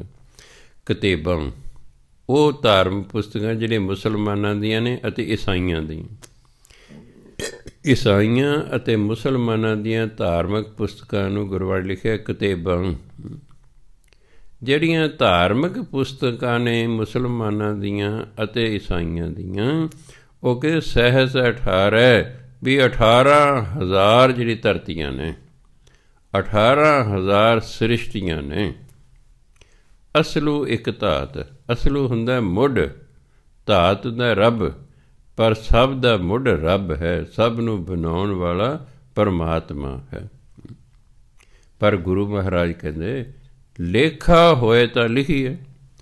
ਜੇ ਗਿਣਤੀ ਹੋ ਸਕਦੀ ਹੁੰਦੀ ਤਾਂ ਹੀ ਗਿਣਤੀ ਕਰਦੇ, ਇਹ ਤਾਂ ਗਿਣਤੀ ਹੋ ਹੀ ਨਹੀਂ ਸਕਦੀ। ਲੇਖਾ ਹੋਏ ਤਾਂ ਲਿਖੀਏ, ਲੇਖੈ ਹੋਏ ਵਿਨਾਸ਼। ਸਗੋਂ ਜੇ ਕੋਈ ਗਿਣਤੀ ਕਰਨ ਲੱਗੇਗਾ ਉਹਦਾ ਆਪ ਹੀ ਨਾਸ ਹੋ ਜਾਏਗਾ, ਭਾਵ ਆਪ ਹੀ ਖਤਮ ਹੋ ਜਾਏਗਾ, ਉਹਦਾ ਆਪਣਾ ਹੀ ਅੰਤ ਹੋ ਜਾਣਾ। ਉਹ ਗਿਣਤੀ ਕਰ ਹੀ ਨਹੀਂ ਸਕਦਾ, ਉਹ ਹਿਸਾਬ ਕਿਤਾਬ ਕਰ ਹੀ ਨਹੀਂ ਸਕਦਾ। ਸੋ ਕਹਿੰਦੇ 18,000 ਨਹੀਂ ਹੈਗੀਆਂ, ਠੀਕ ਹੈ, ਭਾਵੇਂ ਉਹਨਾਂ ਦੀ ਧਾਰਮ ਪੁਸਤਕਾਂ ਕਹਿੰਦੇ ਨੇ, ਪਰ ਗੁਰੂ ਮਹਾਰਾਜ ਕਹੇ ਜੇ ਗਿਣਤੀ ਕਰਨ, ਲੇਖਾ ਕਰਨ ਲੱਗੀ ਹੈ ਨਾ, ਤਾਂ ਲੇਖੇ ਦਾ ਹੀ ਖਾਤਮਾ ਹੋ ਜਾਣਾ ਹੈ। ਲੇਖਾ ਨਹੀਂ ਹੋ ਸਕਦਾ, ਗਿਣਤੀ ਮਿਣਤੀ ਨਹੀਂ ਹੋ ਸਕਦੀ। ਨਾਨਕ ਵੱਡਾ ਆਖੀਏ ਆਪੇ ਜਾਣੇ ਆਪ। ਸੋ ਸਾਡਾ ਤਾਂ ਫਰਜ਼ ਬਣਦਾ ਕਿ ਪਰਮਾਤਮਾ ਨੂੰ ਵੱਡਾ ਕਹੋ, ਕਿਉਂਕਿ ਉਹੀ ਜਾਣਦਾ ਜਿਹਨੇ ਬਣਾਇਆ ਕਿੰਨੀਆਂ ਨੇ। ਆਪੇ ਜਾਣੇ ਆਪ, ਉਹ ਆਪ ਹੀ ਜਾਣਦਾ ਹੈ। ਅਸੀਂ ਤਾਂ ਸਿਰਫ ਉਹਨੂੰ ਵੱਡਾ ਕਹਿੰਦੇ, ਪਰਮਾਤਮਾ ਬਹੁਤ ਵੱਡਾ ਹੈ। ਕਿੰਨੀ ਬਣਾਈਆਂ, ਕਿੰਨੀ ਗਿਣਤੀ ਹੈ, ਇਹ ਅਸੀਂ ਨਹੀਂ ਜਾਣ ਸਕਦੇ, ਇਹ ਉਸੇ ਨੂੰ ਪਤਾ ਹੈ। ਅੱਗੇ ਕਹਿੰਦੇ ਸਾਲਾਹੀ ਸਾਲਾਹੇ ਏਤੀ ਸੁਰਤ ਨਾ ਪਾਈਆ। ਪਾਈਆ ਪਾਸਟ ਟੈਂਸ ਹੈ, ਦਾ ਮਤਲਬ ਪਾਈ। ਪਾਈਆਂ ਜੇ ਪੜ੍ਹੋਗੇ ਤਾਂ ਪਾਈਆਂ ਬਹੁਵਚਨ ਹੋ ਜਾਏਗਾ। ਸੁਰਤ ਜਿਹੜੀ ਹੈ ਏਤੀ, ਏਤੀ ਸੁਰਤ ਇੱਕ ਵਚਨ ਹੈ। ਏਨੀ ਸੋਝੀ, ਪਾਈਆ ਪਾਈ ਪਾਸਟ ਟੈਂਸ ਹੈ। ਇਸ ਲਈ ਸਾਲਾਹੀ ਸਲਾਹੇ, ਸਲਾਹੇ ਨਹੀਂ ਪੜ੍ਹਨਾ ਇਸ ਨੂੰ, ਸਾਲਾਹੀ ਸਲਾਹੇ। ਸਲਾਹੇ ਦਾ ਮਤਲਬ ਸਲਾਹ ਕੇ, ਸਲਾਹੀ ਸਿਫਤ ਸਲਾਹ ਕਰਨ ਵਾਲੇ। ਜਿਹੜੇ ਪਰਮਾਤਮਾ ਦੀ ਸਿਫਤ ਸਲਾਹ ਕਰਦੇ ਹਨ ਸਲਾਹੇ, ਉਹਨਾਂ ਨੇ ਸਿਫਤ ਸਲਾਹ ਕਰਕੇ ਏਤੀ ਸੁਰਤ ਨਾ ਪਾਈਆ। ਉਹਨੂੰ ਪਰਮਾਤਮਾ ਬਾਰੇ ਥੋੜ੍ਹੀ ਜਿਹੀ, ਏਤੀ ਬਣੇ ਹੁੰਦੇ ਥੋੜ੍ਹੀ ਜਿਹੀ, ਉਹਨਾਂ ਨੂੰ ਪਰਮਾਤਮਾ ਬਾਰੇ ਥੋੜ੍ਹੀ ਜਿਹੀ ਸੋਝੀ ਵੀ ਪ੍ਰਾਪਤ ਨਹੀਂ ਹੋਈ। ਪਰਮਾਤਮਾ ਏਡਾ ਵੱਡਾ ਹੈ ਕਿ ਉਹ ਥੋੜ੍ਹਾ ਜਿਹਾ ਵੀ ਪਰਮਾਤਮਾ ਬਾਰੇ ਨਹੀਂ ਜਾਣ ਸਕੇ। ਏਤੀ ਸੁਰਤ ਰਤੀ ਪਰਵੇ, ਉਹਨਾਂ ਰਤੀ ਪਰਵੇ ਭਾਵ ਥੋੜ੍ਹੀ ਜਿਹੀ ਵੀ ਉਹਨਾਂ ਨੂੰ ਸੋਝੀ ਪ੍ਰਾਪਤ ਨਹੀਂ ਹੋਈ ਕਿ ਪਰਮਾਤਮਾ ਕਿੱਡਾ ਵੱਡਾ ਹੈ ਜਾਂ ਕੀ ਹੈ। ਠੀਕ ਹੈ, ਉਹਨਾਂ ਸਿਫਤ ਸਲਾਹ ਤੇ ਕੀਤੀ। ਸਲਾਹੀ ਸਿਫਤ ਸਲਾਹ ਕਰਨ ਵਾਲੇ, ਸਲਾਹੇ ਸਿਫਤ ਸਲਾਹ ਕਰਕੇ। ਜੇ ਪੜ੍ਹਦੇ ਸਲਾਹੀ ਸਲਾਹੇ, ਵੀ ਸਿਫਤ ਸਲਾਹ ਕਰਨ ਵਾਲੇ ਸਲਾਹਤਾ ਕਰਦੇ ਹਨ, ਇਹਦਾ ਮਤਲਬ ਹੁਣ ਪ੍ਰੈਜ਼ੈਂਟ ਟੈਂਸ ਹੈ। ਸਿਫਤ ਕਰਦੇ ਹਨ ਤਾਂ ਫਿਰ ਅੱਗੇ ਹੋ ਗਿਆ ਵੀ ਉਹ ਨਹੀਂ ਪਾ ਸਕਦੇ, ਫਿਰ ਇਹ ਹੋਣਾ ਚਾਹੀਦਾ ਸੀ। ਅੱਗੇ ਪਾਸਟ ਟੈਂਸ ਹੈ। ਆਪਾਂ ਕਹਿੰਦੇ ਬੱਚਾ ਮਿਹਨਤ ਕਰਦਾ ਹੈ, ਫਿਰ ਕੀ ਕਹਾਂਗੇ, ਤਾਂ ਜੋ ਪਾਸ ਹੋ ਜਾਵੇ। ਪਾਸ ਹੋ ਗਿਆ ਨਹੀਂ, ਜੇ ਤਾਂ ਬੱਚੇ ਨੇ ਮਿਹਨਤ ਕੀਤੀ ਤੇ ਪਾਸ ਹੋ ਗਿਆ ਫਿਰ ਤਾਂ ਠੀਕ ਹੈ। ਬੱਚਾ ਮਿਹਨਤ ਕਰਦਾ ਹੈ ਤਾਂ ਜੋ ਪਾਸ ਹੋ ਜਾਵੇ, ਅਜੇ ਫਿਊਚਰ 'ਚ ਗੱਲ ਜਾਵੇਗੀ। ਇਸ ਕਰਕੇ ਇਹ ਜਿਹੜੇ ਏਤੀ ਸੁਰਤ ਨਾ ਪਾਈਆ ਦਾ ਮਤਲਬ ਇੰਨੀ ਸੋਝੀ ਵੀ ਨਹੀਂ ਪ੍ਰਾਪਤ ਹੋਈ। ਪਾਸਟ ਟੈਂਸ ਸਲਾਹੀ ਸਲਾਹੇ, ਸਿਫਤ ਕਰਨ ਵਾਲਾ ਨੇ ਪਰਮਾਤਮਾ ਦੀ ਸਿਫਤ ਸਲਾਹ ਕੀਤੀ, ਪਰ ਉਹਦੇ ਬਾਰੇ ਥੋੜ੍ਹੀ ਜਿਹੀ ਸੋਝੀ ਵੀ ਪ੍ਰਾਪਤ ਨਹੀਂ ਕਰ ਸਕੇ। ਨਦੀਆਂ ਅਤੇ ਵਾਹ ਪਵੇਂ ਸਮੁੰਦ ਨਾ ਜਾਣੀਏ। ਵਾਹ ਹੁੰਦਾ ਨਾਲੇ, ਜਿਹੜੇ ਛੋਟੀਆਂ ਨਦੀਆਂ ਹੁੰਦੀਆਂ। ਨਾਲੇ ਆਮ ਤੌਰ 'ਤੇ ਮੌਸਮੀ ਹੁੰਦੇ ਨੇ, ਜਦੋਂ ਮੀਂਹ ਪੈਂਦੇ ਨੇ ਉਦੋਂ ਨਾਲਿਆਂ 'ਚ ਪਾਣੀ ਆ ਜਾਂਦਾ। ਨਦੀਆਂ ਤਕਰੀਬਨ ਸਾਰਾ ਸਾਲ ਹੀ ਚੱਲਦਾ ਰਹਿੰਦਾ ਹੈ। ਨਦੀਆਂ ਅਤੇ ਵਾਹ, ਨਦੀਆਂ ਅਤੇ ਨਾਲੇ ਪਵੇਂ ਸਮੁੰਦ, ਸਮੁੰਦਰ ਦੇ ਵਿੱਚ ਜਾ ਕੇ ਡਿੱਗ ਪੈਂਦੇ ਨੇ। ਰੁੜਦੇ ਗਏ, ਪਾਣੀ ਰੁੜਦਾ ਗਿਆ ਰੁੜਦਾ ਗਿਆ, ਨਦੀਆਂ ਸਾਰੇ ਸਮੁੰਦਰ ਜਾ ਰਲਦੀਆਂ ਨੇ। ਪਵੇਂ ਸਮੁੰਦ ਨਾ ਜਾਣੀਏ, ਉਹ ਸਮੁੰਦਰ ਦੇ ਵਿੱਚ ਤਾਂ ਚਲੇ ਗਏ ਪਰ ਉਹ ਸਮੁੰਦਰ ਨੂੰ ਨਹੀਂ ਜਾਣ ਸਕਦੇ। ਇਸੇ ਤਰ੍ਹਾਂ ਹੀ ਅਸੀਂ ਪਰਮਾਤਮਾ ਦੀ ਸਿਫਤ ਸਲਾਹ ਕਰਦੇ ਕਰਦੇ ਪਰਮਾਤਮਾ ਨਾਲ ਤਾਂ ਮਿਲ ਸਕਦੇ ਹਾਂ, ਉਹਦੇ ਵਿੱਚ ਤੇ ਮਿਲ ਸਕਦੇ ਹਾਂ, ਪਰ ਉਸ ਸਾਰੇ ਨੂੰ ਜਾਣ ਨਹੀਂ ਸਕਦੇ। ਜਿਵੇਂ ਨਦੀਆਂ ਅਤੇ ਨਾਲੇ ਰੁੜਦੇ ਰੁੜਦੇ ਚਲਦੇ ਚਲਦੇ ਸਮੁੰਦਰ 'ਚ ਜਾ ਡਿੱਗੇ, ਪਰ ਉਹ ਸਮੁੰਦਰ ਨੂੰ ਨਹੀਂ ਜਾਣ ਸਕਦੇ ਵੀ ਕਿੱਡਾ ਵੱਡਾ ਹੈ। ਉਹ ਇਹ ਨਹੀਂ ਜਾਣ ਸਕਦੇ ਸਮੁੰਦਰ ਕਿੱਡਾ ਵੱਡਾ ਹੈ। ਨਦੀ ਸਮੁੰਦਰ ਨੂੰ ਨਹੀਂ ਜਾਣ ਸਕਦੀ ਕਿਉਂਕਿ ਛੋਟੀ ਹੈ। ਸਮੁੰਦਰ ਨੂੰ ਜਾਣਨ ਲਈ ਸਮੁੰਦਰ ਤੋਂ ਵੱਡਾ ਹੋਣਾ ਚਾਹੀਦਾ, ਤਾਂ ਹੀ ਜਾਣੇਗਾ ਨਾ। ਹੁਣ ਪਰਮਾਤਮਾ ਨੂੰ ਜਾਣਨ ਲਈ, ਪਰਮਾਤਮਾ ਦੀ ਬਣਾਈਆਂ ਚੀਜ਼ਾਂ ਜਾਣਨ ਲਈ ਪਰਮਾਤਮਾ ਤੋਂ ਵੱਡਾ ਹੋਣਾ ਚਾਹੀਦਾ, ਜਾਂ ਘੱਟ ਤੋਂ ਘੱਟ ਓਡਾ ਜ਼ਰੂਰ ਹੋਣਾ ਚਾਹੀਦਾ ਜਿੱਡਾ ਪਰਮਾਤਮਾ ਹੈ। ਪਰ ਓਡਾ ਹੋਰ ਕੋਈ ਹੈ ਹੀ ਨਹੀਂ। ਇਸ ਲਈ ਅਸੀਂ ਪਰਮਾਤਮਾ ਦੀ ਬਣਾਈਆਂ ਹੋਈਆਂ ਚੀਜ਼ਾਂ ਨੂੰ ਸਾਰੀ ਦੀ ਸਾਰੀ ਨੂੰ ਨਹੀਂ ਸਮਝ ਸਕਦੇ। ਠੀਕ ਹੈ, ਅਸੀਂ ਸਿਫਤ ਸਲਾਹ ਕਰਕੇ ਉਹਦੇ ਵਿੱਚ ਤੇ ਰਲ ਸਕਦੇ ਹਾਂ, ਪਰ ਉਹਦੀ ਸਾਰੀ ਸੋਝੀ ਸਾਨੂੰ ਪ੍ਰਾਪਤ ਨਹੀਂ ਹੋ ਸਕਦੀ। ਜਿਨ੍ਹਾਂ ਨੇ ਸਿਫਤ ਸਲਾਹ ਕੀਤੀ, ਕਹਿੰਦੇ ਉਹਨਾਂ ਨੂੰ ਥੋੜ੍ਹੀ ਜਿਹੀ ਸੋਝੀ ਪ੍ਰਾਪਤ ਹੋਈ, ਬਹੁਤੀ ਨਹੀਂ ਹੋ ਸਕੇ। ਜਿਵੇਂ ਨਦੀਆਂ ਅਤੇ ਨਾਲੇ ਸਮੁੰਦਰ ਦੇ ਵਿੱਚ ਜਾ ਰਲਦੇ ਨੇ, ਪਰ ਸਮੁੰਦਰ ਨੂੰ ਨਹੀਂ ਜਾਣ ਸਕਦੇ ਕਿ ਉਹ ਕਿੱਡਾ ਵੱਡਾ ਹੈ। ਸਮੁੰਦ ਸ਼ਾਹ ਸੁਲਤਾਨ, ਜੇ ਕੋਈ ਸਮੁੰਦਰਾਂ ਦਾ ਰਾਜਾ ਹੋ ਜਾਵੇ, ਐਸਾ ਕੋਈ ਰਾਜਾ ਜਿਹੜਾ ਸਮੁੰਦਰਾਂ 'ਤੇ ਕਬਜ਼ਾ ਕਰ ਲੇ। ਗ੍ਰਹਿ, ਇਹਨੂੰ ਗ੍ਰਹਿ ਨਹੀਂ ਪੜ੍ਹਨਾ। ਗ੍ਰਹਿ ਹੁੰਦਾ ਘਰ, ਹਿੰਦੀ ਦਾ ਸ਼ਬਦ ਹੈ ਗ੍ਰਹਿ। ਇਹ ਜਿਹੜੇ ਗੱਗੇ ਨੂੰ ਸਿਆਰੀ ਲੱਗੇ ਹੈ, ਐਂ ਸਮਝਣਾ ਗੱਗੇ ਦੇ ਪੈਰ 'ਚ ਰਾਰਾ ਹੈ, ਅਤੇ ਇਹ ਸਿਆਰੀ ਰਾਰੇ ਨੂੰ ਬੋਲੀ ਜਾਏਗੀ। ਗ੍ਰਹਿ ਸੇਤੀ ਮਾਲ ਧਨ। ਜੇ ਕੋਈ ਸਮੁੰਦਰਾਂ ਦੇ ਰਾਜੇ ਹੋਣ, ਗ੍ਰਹਿ ਸੇਤੀ, ਘਰਾਂ ਦੇ ਨਾਲ ਨਾਲ ਉਹਨਾਂ ਕੋਲ ਬਹੁਤ ਮਾਲ ਧਨ ਹੋਵੇ, ਬੜੇ ਅਮੀਰ ਵੀ ਹੋਣ, ਸਮੁੰਦਰਾਂ ਦੇ ਰਾਜੇ ਹੋਣ, ਸਮੁੰਦਰਾਂ 'ਤੇ ਉਹਨਾਂ ਦਾ ਕੰਟਰੋਲ ਹੋਵੇ। ਘਰਾਂ ਦੇ ਨਾਲ ਗ੍ਰਹਿ ਸੇਤੀ, ਘਰਾਂ ਦੇ ਨਾਲ ਉਹਨਾਂ ਕੋਲ ਮਾਲ ਧਨ ਵੀ ਬਹੁਤ ਹੋਵੇ। ਕੀੜੀ ਤੁਲਨਾ ਹੋਵਨੀ ਜੇ ਤਿਸ ਮਨੋ ਨਾ ਵੀਸਰੈ। ਜੇ ਪਰਮਾਤਮਾ ਕੀੜੀ ਦੇ ਮਨ 'ਚੋਂ ਨਾ ਵਿਸਰੇ, ਤਾਂ ਇਹ ਜਿਹੜੇ ਇੰਨੇ ਅਮੀਰ ਲੋਕ ਨੇ, ਤਾਂ ਉਸ ਕੀੜੀ ਦੇ ਬਰਾਬਰ ਵੀ ਨਹੀਂ ਹੈਗੇ। ਭਾਵ ਨਾਮ ਨੂੰ ਮਹਿਮਾ ਦਿੱਤੀ ਹੈ ਧਰਮ 'ਚ, ਅਮੀਰੀ ਨੂੰ ਨਹੀਂ ਦਿੱਤੇ। ਰਾਜ ਭਾਗ ਨੂੰ ਨਹੀਂ ਮਹਿਮਾ ਦਿੱਤੀ। ਰਾਜ ਭਾਗ ਅਤੇ ਅਮੀਰੀ ਇੱਥੋਂ ਤੱਕ ਹੀ ਹੈ ਬਸ, ਜਿੰਨਾ ਚਿਰ ਜਿਉਂਦਾ ਮਨੁੱਖ। ਉਦੋਂ ਬਾਅਦ ਇਹ ਨਾਮ ਦੀ ਕੀਮਤ ਪੈਂਦੀ। ਪਰਮਾਤਮਾ ਦੇ ਉੱਤੇ ਅਮੀਰ ਦੀ ਦੁਆਨੀ ਕੀਮਤ ਨਹੀਂ ਹੈਗੀ। ਉਹ ਕਹੇ ਤੂੰ ਤਾਂ ਨਾਮ ਹੀ ਨਹੀਂ ਜਪਿਆ, ਤੂੰ ਰਾਜ ਹੀ ਕਰਦਾ ਰਿਹਾ, ਤੂੰ ਨਾਮ ਹੀ ਨਹੀਂ ਜਪਿਆ ਹੈ। ਕੀੜੀ ਤੁਲ ਨਾ ਹੋਵਨੀ ਜੇ ਤਿਸ ਮਨੋ ਨਾ ਵੀਸਰੈ। ਉਹ ਉਸ ਕੀੜੀ ਦੇ ਵੀ ਬਰਾਬਰ ਰਹੀ ਜਿਸ ਕੀੜੀ ਦੇ ਮਨ ਵਿੱਚ ਪਰਮਾਤਮਾ ਨਹੀਂ ਵਿਸਰਦਾ। ਉਸ ਕੀੜੀ ਦੇ ਵੀ ਬਰਾਬਰ ਨਹੀਂ ਹੈਗੇ। ਉਂਝ ਭਾਵੇਂ ਜਿੰਨੀ ਮਰਜ਼ੀ ਹਉਮੈ ਕਰੀ ਜਾਣ। ਸਾਡਾ ਜੀ ਸਮੁੰਦਰਾਂ 'ਤੇ ਵੱਸ ਚੱਲਦਾ ਜੀ, ਸਮੁੰਦਰ ਸਾਡੇ ਅਧੀਨ ਨੇ ਜੀ, ਅਸੀਂ ਉੱਥੇ ਰਾਜੇ ਹਾਂ ਜੀ, ਸਾਡੇ ਕੋਲ ਬਹੁਤ ਵੱਡਾ ਘਰ ਹੈ ਜੀ, ਧਨ ਦੌਲਤ ਬਹੁਤ ਹੈ ਜੀ। ਭਾਵੇਂ ਕਹਿੰਦੇ ਕਿੱਡਾ ਵੱਡਾ, ਕਿੰਨਾ ਹੀ ਧਨ ਦੌਲਤ ਹੋਵੇ, ਕਿੱਡੇ ਵੱਡੇ ਘਰ ਹੋਣ, ਚਾਹੇ ਰਾਜੇ ਮਹਾਰਾਜੇ ਹੋਣ, ਸਮੁੰਦਰਾਂ 'ਤੇ ਵੀ ਕੰਟਰੋਲ ਹੋਵੇ, ਪਰ ਇਹ ਸਾਰੇ ਰਾਜੇ ਮਹਾਰਾਜੇ ਉਸ ਕੀੜੀ ਦੇ ਵੀ ਬਰਾਬਰ ਨਹੀਂ ਜਿਸ ਕੀੜੀ ਨੂੰ ਰੱਬ ਨਹੀਂ ਭੁੱਲਦਾ। ਭਾਵ ਰੱਬ ਨਾਮ ਦੀ ਇੰਨੀ ਮਹਿਮਾ ਹੈ।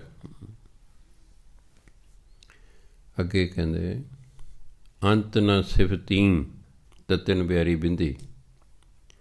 ਅੰਤ ਨਾ ਸਿਫਤੀ ਕਹਿਣ ਨਾ ਅੰਤ, ਅੰਤ ਨਾ ਕਰਣੈ ਦੇਣ ਨਾ ਅੰਤ, ਅੰਤ ਨਾ ਵੇਖਣ ਸੁਣਨ ਨਾ ਅੰਤ, ਅੰਤ ਨਾ ਜਾਪੈ ਕਿਆ ਮਨ ਮੰਤ, ਅੰਤ ਨਾ ਜਾਪੈ ਕੀਤਾ ਆਕਾਰ, ਅੰਤ ਨਾ ਜਾਪੈ ਪਾਰਾਵਾਰ, ਅੰਤ ਕਾਰਨ ਕੇਤੇ ਬਿਲ ਲਾਹੇ, ਬਿਲ ਲਾਹੇ ਤਾਕੇ ਅੰਤ ਨ ਪਾਏ ਜਾਹੇ। ਇਹ ਅੰਤ, ਇਹਨੂੰ ਇਹੋ ਅੰਤ ਨਹੀਂ ਪੜ੍ਹਨਾ। ਅੱਗੇ ਅੰਤ ਸ਼ਬਦ ਆਇਆ ਹੈ, ਤੱਤੇ ਨੂੰ ਔਂਕੜ ਲਾਇਆ, ਇੱਕ ਵਚਨ ਬਣਾਇਆ, ਪੁਲਿੰਗ ਬਣਾਇਆ, ਉਹਦੇ ਅੱਗੇ ਜਿਹੜਾ ਪੜਨਾਮ ਲੱਗਾ, ਅੰਤ ਤੇ ਹੈਗਾ ਨਾ ਨਾਊਨ, ਅੰਤ ਸ਼ਬਦ ਤੇ ਨਾਮ ਹੈ, ਇਹਦੇ ਅੱਗੇ ਜਿਹੜਾ ਪੜਨਾਮ ਲੱਗਾ ਇਹ, ਉਹ ਤਾਂ ਇਹ ਦੱਸ ਰਿਹਾ ਵੀ ਜੇ ਜਿਹੜਾ ਅਗਲਾ ਸ਼ਬਦ ਅੰਤ ਹੈ ਇਹ ਇੱਕ ਵਚਨ ਹੈ ਅਤੇ ਪੁਲਿੰਗ ਹੈ, ਇਸ ਲਈ ਇਹਦੇ ਹਾਹੇ ਨੂੰ ਔਂਕੜ ਲਾਇਆ। ਜੇ ਔਂਕੜ ਨਾ ਹੁੰਦਾ ਤਾਂ ਇਹ ਸ਼ਬਦ ਇਸਤਰੀ ਲਿੰਗ ਹੋਣਾ ਸੀ ਅਤੇ ਫਿਰ ਅੰਤ ਨਹੀਂ ਸੀ ਹੋ ਸਕਦਾ। ਅੱਗੇ ਵੀ ਪੁਲਿੰਗ ਲਾਉਣਾ ਪੈਂਦਾ, ਜਿਵੇਂ ਹੀ ਇਜ਼ ਏ ਬੋਏ।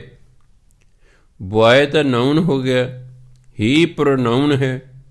ਨਾਮ ਦੇ ਅੱਗੇ ਜਿਹੜਾ ਪ੍ਰਣਾਮ ਲੱਗਾ ਉਹ ਵੀ ਪੁਲਿੰਗ ਹੈ। ਬੋਏ ਪੁਲਿੰਗ ਹੈ ਨਾ, ਉਹਦੇ ਅੱਗੇ ਜਿਹੜਾ ਪ੍ਰਣਾਮ ਹੀ ਲੱਗਾ ਉਹ ਵੀ ਪੁਲਿੰਗ ਹੈ, ਇਸ ਕਰਕੇ ਲੱਗਾ। She is a girl. Girl known ਹੈ ਪਰ ਇਸਤਰੀ ਲਿੰਗ ਹੈ, ਇਸ ਲਈ ਉਹਦੇ ਅੱਗੇ ਜਿਹੜਾ ਪ੍ਰਣਾਮ ਲੱਗਾ ਉਹ ਵੀ ਸ਼ੀ ਲੱਗਾ, ਇਸਤਰੀ ਲਿੰਗ ਲੱਗਾ ਹੈ। ਇਸ ਚਾਹੇ ਹਿੰਦੀ ਹੈ, ਚਾਹੇ ਪੰਜਾਬੀ ਹੈ, ਚਾਹੇ ਅੰਗਰੇਜ਼ੀ ਹੈ, ਚਾਹੇ ਗੁਰਬਾਣੀ ਹੈ, ਇਹ ਵਿਆਕਰਨ ਇੱਕੋ ਜਿਹੀ ਹੁੰਦੀ ਸਾਰਿਆਂ ਦੀ। ਸ਼ੀ ਇਜ਼ ਏ ਬੋਏ ਨਹੀਂ ਲਿਖ ਸਕਦੇ, ਅਸੀਂ ਨਹੀਂ ਲਿਖ ਸਕਦੇ। ਸ਼ੀ ਇਜ਼ ਏ ਬੋਏ ਨਹੀਂ ਲਿਖਿਆ ਜਾਂਦਾ, ਹੀ ਇਜ਼ ਏ ਬੋਏ ਲਿਖਾਂਗੇ। ਇਸ ਲਈ ਉਹ ਇਹ ਜਿਹੜੇ ਨਿਯਮ ਨੇ, ਚਾਹੇ ਗੁਰਬਾਣੀ ਹੈ, ਚਾਹੇ ਅੱਜ ਦੀ ਪੰਜਾਬੀ ਹੈ, ਚਾਹੇ ਹਿੰਦੀ ਹੈ, ਚਾਹੇ ਕੋਈ ਹੈ, ਇਹ ਵਿਆਕਰਨ ਸਾਰਿਆਂ ਦੀ ਇੱਕੋ ਜਿਹੀ ਹੁੰਦੀ ਹੈ। ਸੋ ਜੇ ਕਿਸੇ ਨੂੰ ਇੱਕ ਜ਼ਬਾਨ ਦੀ ਵੀ ਵਿਆਕਰਨ ਚੰਗੀ ਤਰ੍ਹਾਂ ਆ ਜਾਏ, ਗ੍ਰਾਮਰ ਆ ਜਾਏ, ਉਹਨੂੰ ਦੂਜੀਆਂ ਜ਼ਬਾਨਾਂ ਦੀ ਗ੍ਰਾਮਰ ਛੇਤੀ ਆ ਜਾਂਦੀ ਹੈ। ਫਿਰ ਜਿਸ ਬੱਚੇ ਨੂੰ ਪਤਾ ਵੀ he is a boy, boy ਤੋਂ ਪਹਿਲਾਂ ਹੀ ਕਿਉਂ ਲੱਗਾ ਹੈ, ਸ਼ੀ ਕਿਉਂ ਨਹੀਂ ਲੱਗਾ। ਹੁਣ ਕਿਸੇ ਬੱਚੇ 10ਵੀਂ 12ਵੀਂ ਵਾਲਿਆਂ ਨੂੰ ਪੁੱਛੋ, ਜਿਹੜੇ ਅੰਗਰੇਜ਼ੀ ਤੁਹਾਡੇ 'ਚ ਕੋਈ ਪੜ੍ਹਾਉਂਦੇ ਸਕੂਲਾਂ 'ਚ, ਉਹ ਇੱਕ ਬਲੈਕ ਬੋਰਡ 'ਤੇ ਲਿਖ ਦਿਓ ਹੀ ਇਜ਼ ਏ ਬੋਏ। ਬਈ ਕੋਈ ਬੱਚਾ ਦੱਸੋ ਬਈ ਬੋਏ ਤੋਂ ਪਹਿਲਾਂ ਹੀ ਕਿਉਂ ਲੱਗਾ, ਸ਼ੀ ਕਿਉਂ ਨਹੀਂ ਲੱਗਾ, ਦੱਸੋ। ਜੇ ਤੂੰ ਦੱਸ ਦਿੰਦਾ ਹੈ ਇਹ ਤਾਂ ਉਹਨੂੰ ਗ੍ਰਾਮਰ ਆਉਂਦੀ ਹੈ, ਨਹੀਂ ਦੱਸਦਾ ਤਾਂ ਬਸ ਐਵੇਂ ਰੱਟੇ ਲਾ ਰਹੇ ਨੇ। ਜੇ ਉਹਨੂੰ ਗ੍ਰਾਮਰ ਆਉਂਦੀ ਹੈ ਜੀ, ਬੋਏ ਜਿਹੜਾ ਹੈ ਇਹ ਜਿਹੜਾ ਹੈ ਇੱਕ ਤਾਂ ਸਿੰਗੂਲਰ ਹੈ,